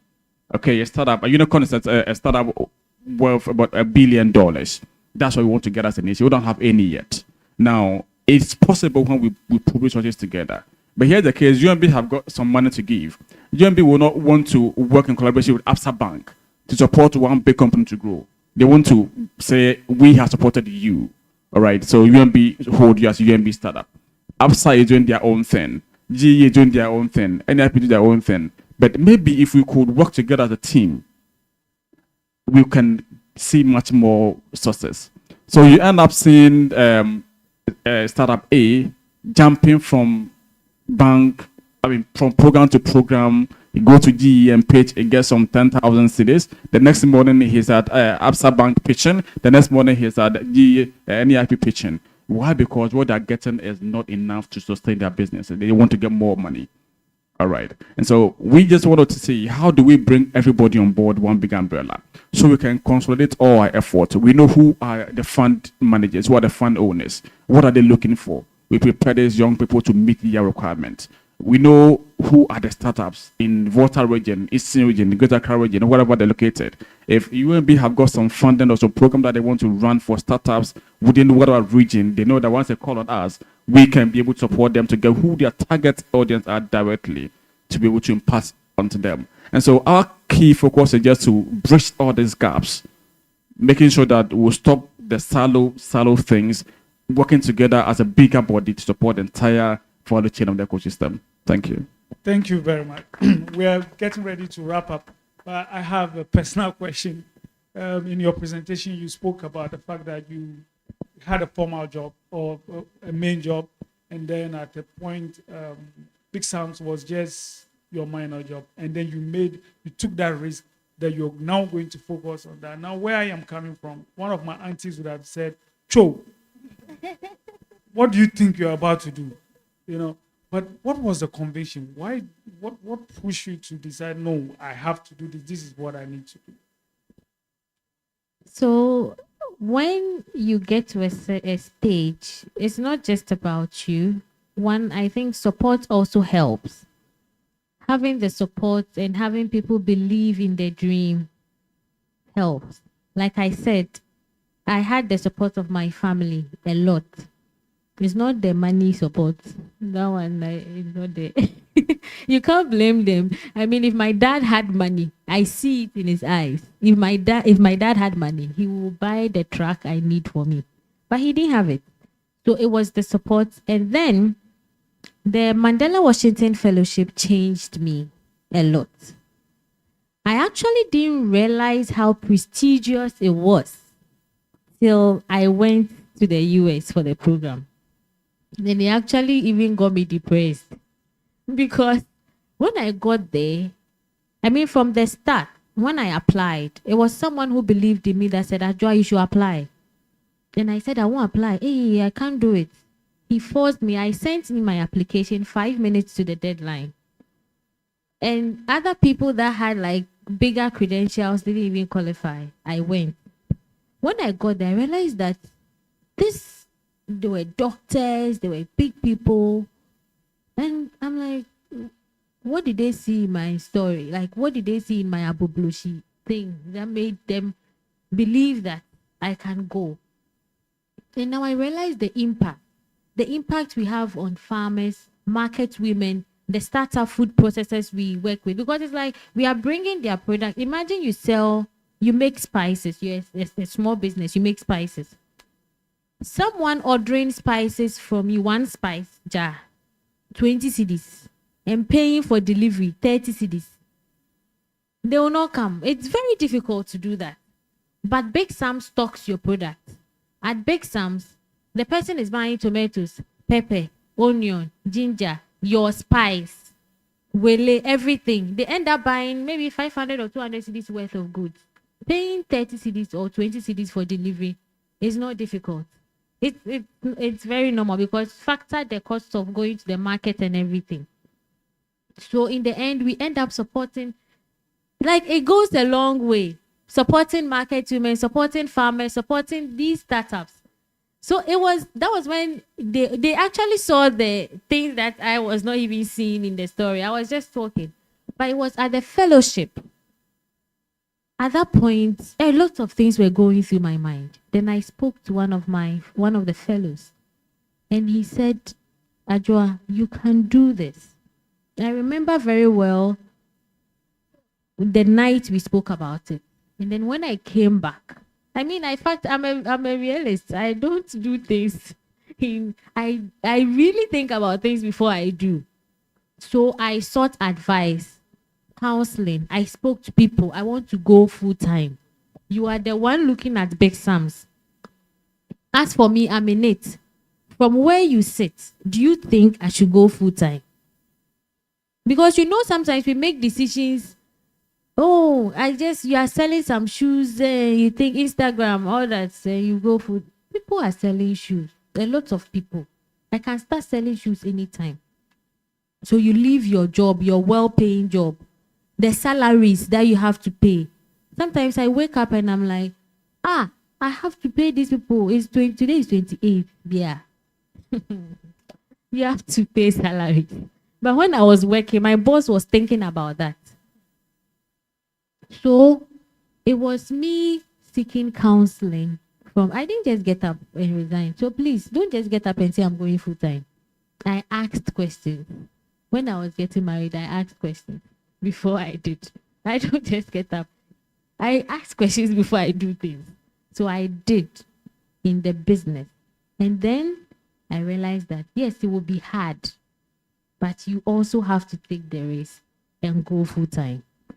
And then when I took the risk in 2019, October, 2020, January, the money was finished. The money that you get, I piled up from the other job, NASA. So, but in 2023 March, COVID came and we went. So ask yourself the question before you move into, ask people who have done it before. Ask questions, research, and then make the decision. Don't just jump blindly. Thank you very much. So we're taking a last question from, yeah. So introduce yourself and then you can ask the question.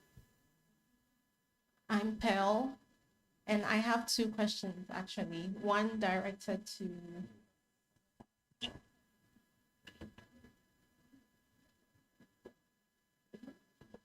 Mrs. Franca and the other to Mrs. Ajoa Aboblushi. This one to Miss Franca. If your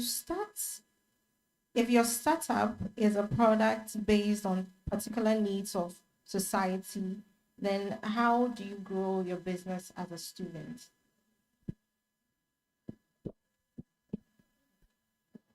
Okay, I'm not sure I understand the question.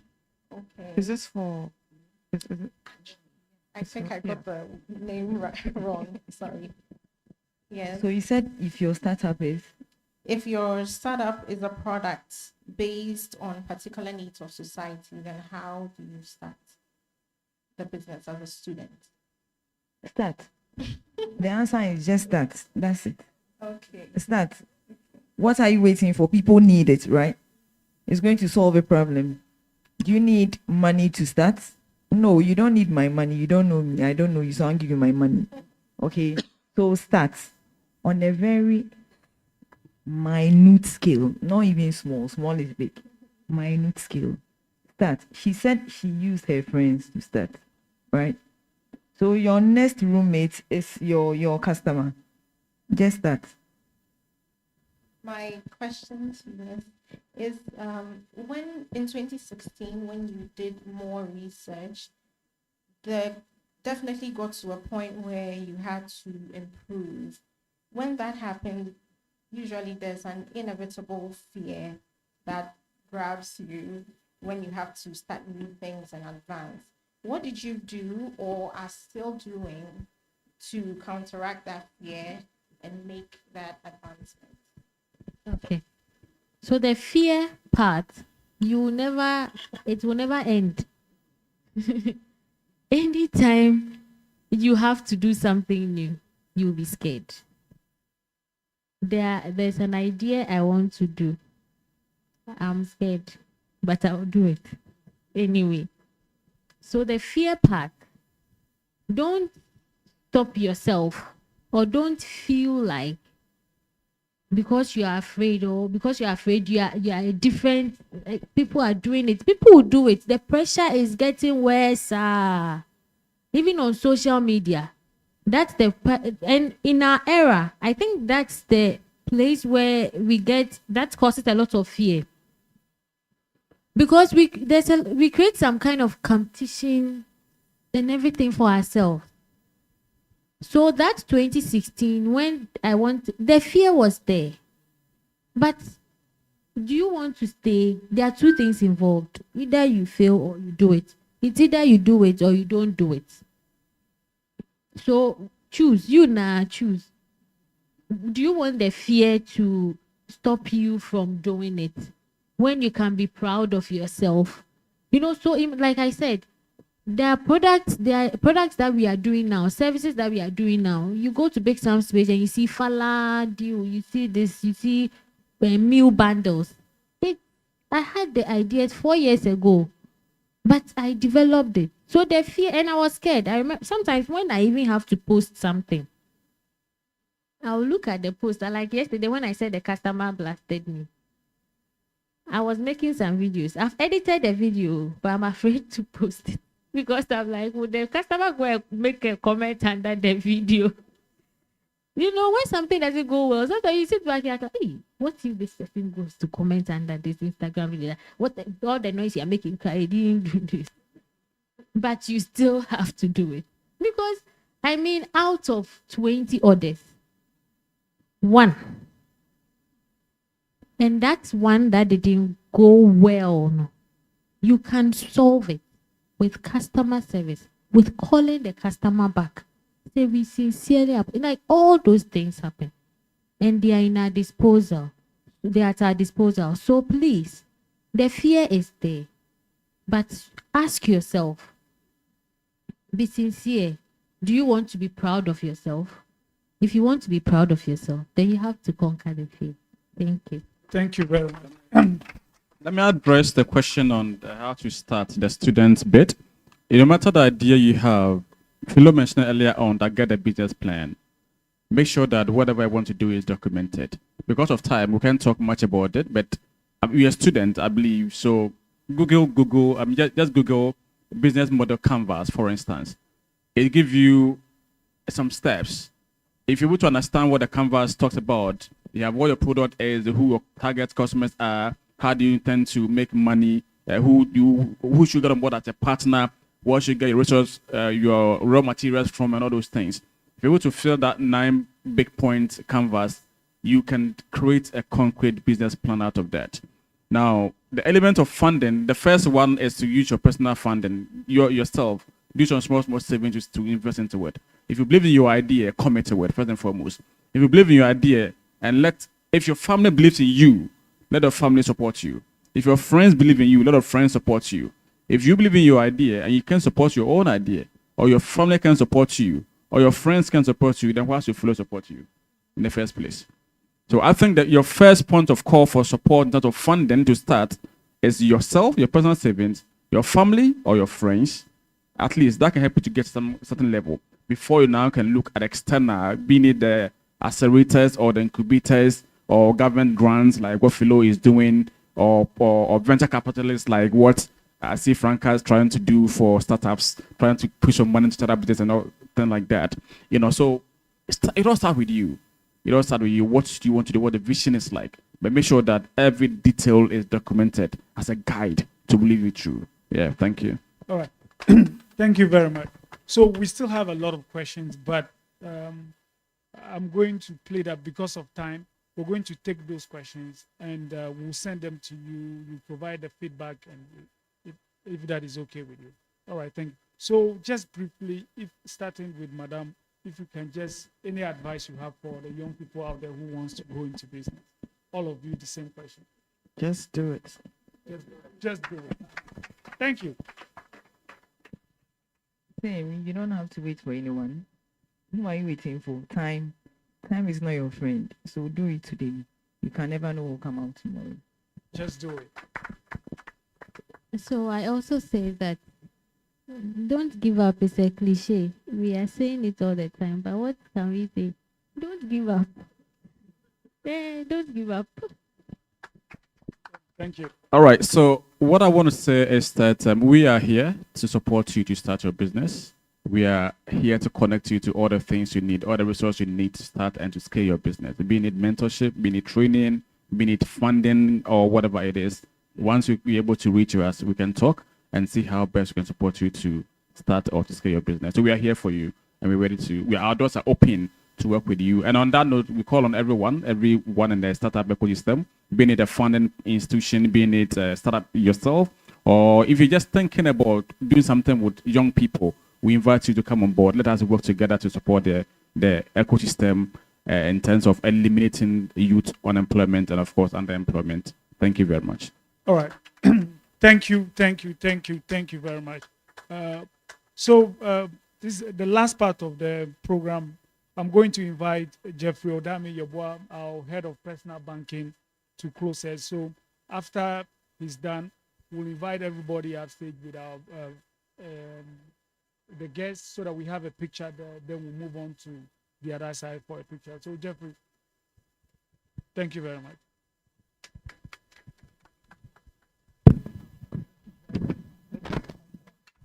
Our panelists deserve a big round of applause. Thank you. So on behalf of our CEO, Nana Jumobene, and executive team, and all the staff of UMB, we want to say thank you to everyone who made it today. Today was a holiday, but we all came here to participate in this program. Especially our distinguished panelists, we thank you so much for the insight and the wonderful feats that you have all done. I'm sure our young people have learned a lot. I'm going to start another business this year, based on what you said. To our sponsors, Mawako Fast Foods, all the packs that we have is from Mawako. Thank you, Mawako. Let us buy from them and for their fast food. Gladskar Enterprises, our water and drinks are from them. YFM, our media partner, and who is covering this program, we are very grateful. Let's continue to go to YFM too.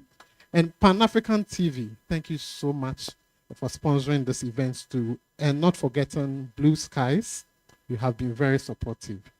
We also thank the UMB Ghana Tertiary Awards for bringing us your ambassadors.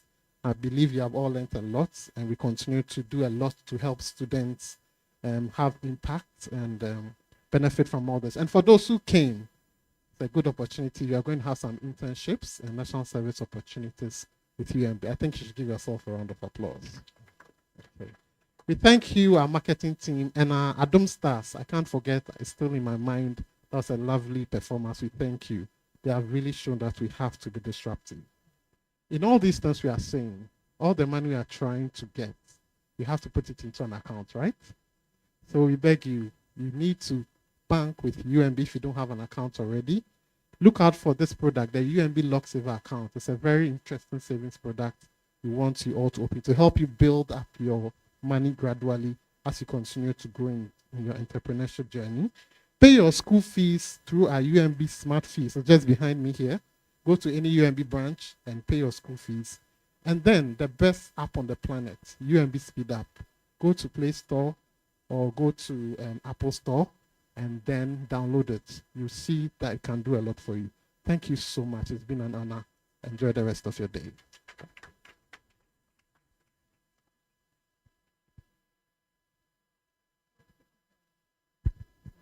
We need to take the seats away.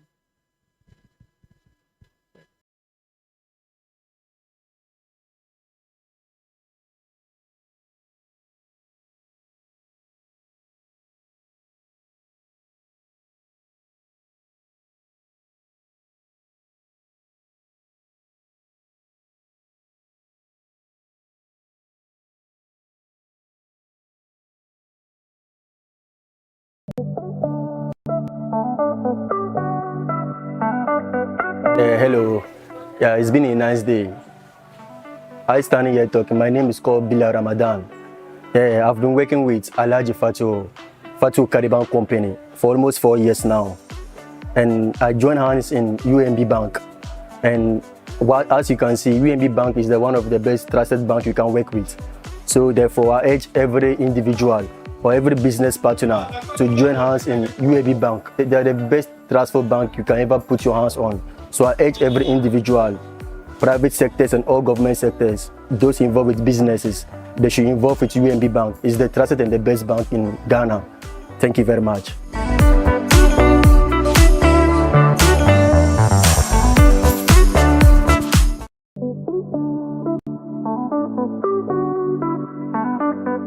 Hi, My name is Diane Jokito, and actually I'm Canadian, but I've been in the country for over 25 years.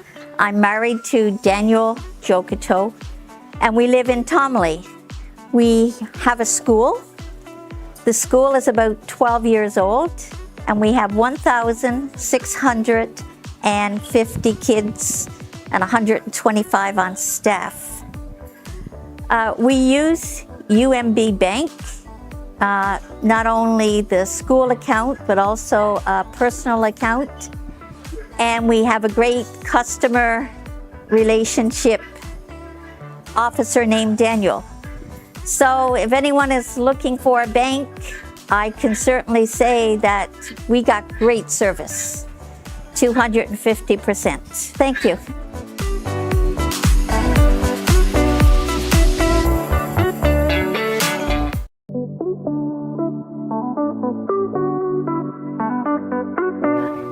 My name is Vida Asamane Kuganab, CEO of Luxury Restaurant. I think I joined UMB 2016, and UMB have really helped me service 100%. And for me, what I like about UMB is issuing a check, they'll have to call you. If they don't hear from you, they don't give the money to the third person. And for the past 2 months, I requested for a POS, and the POS is really helping me. And with the nature of my work, I don't really like handling cash. So with the POS, it's really helping me, and I'm so happy. I'm happy I'm part of the UMB family, and they are doing a great job for my business. Thanks to UMB. Thank you very much.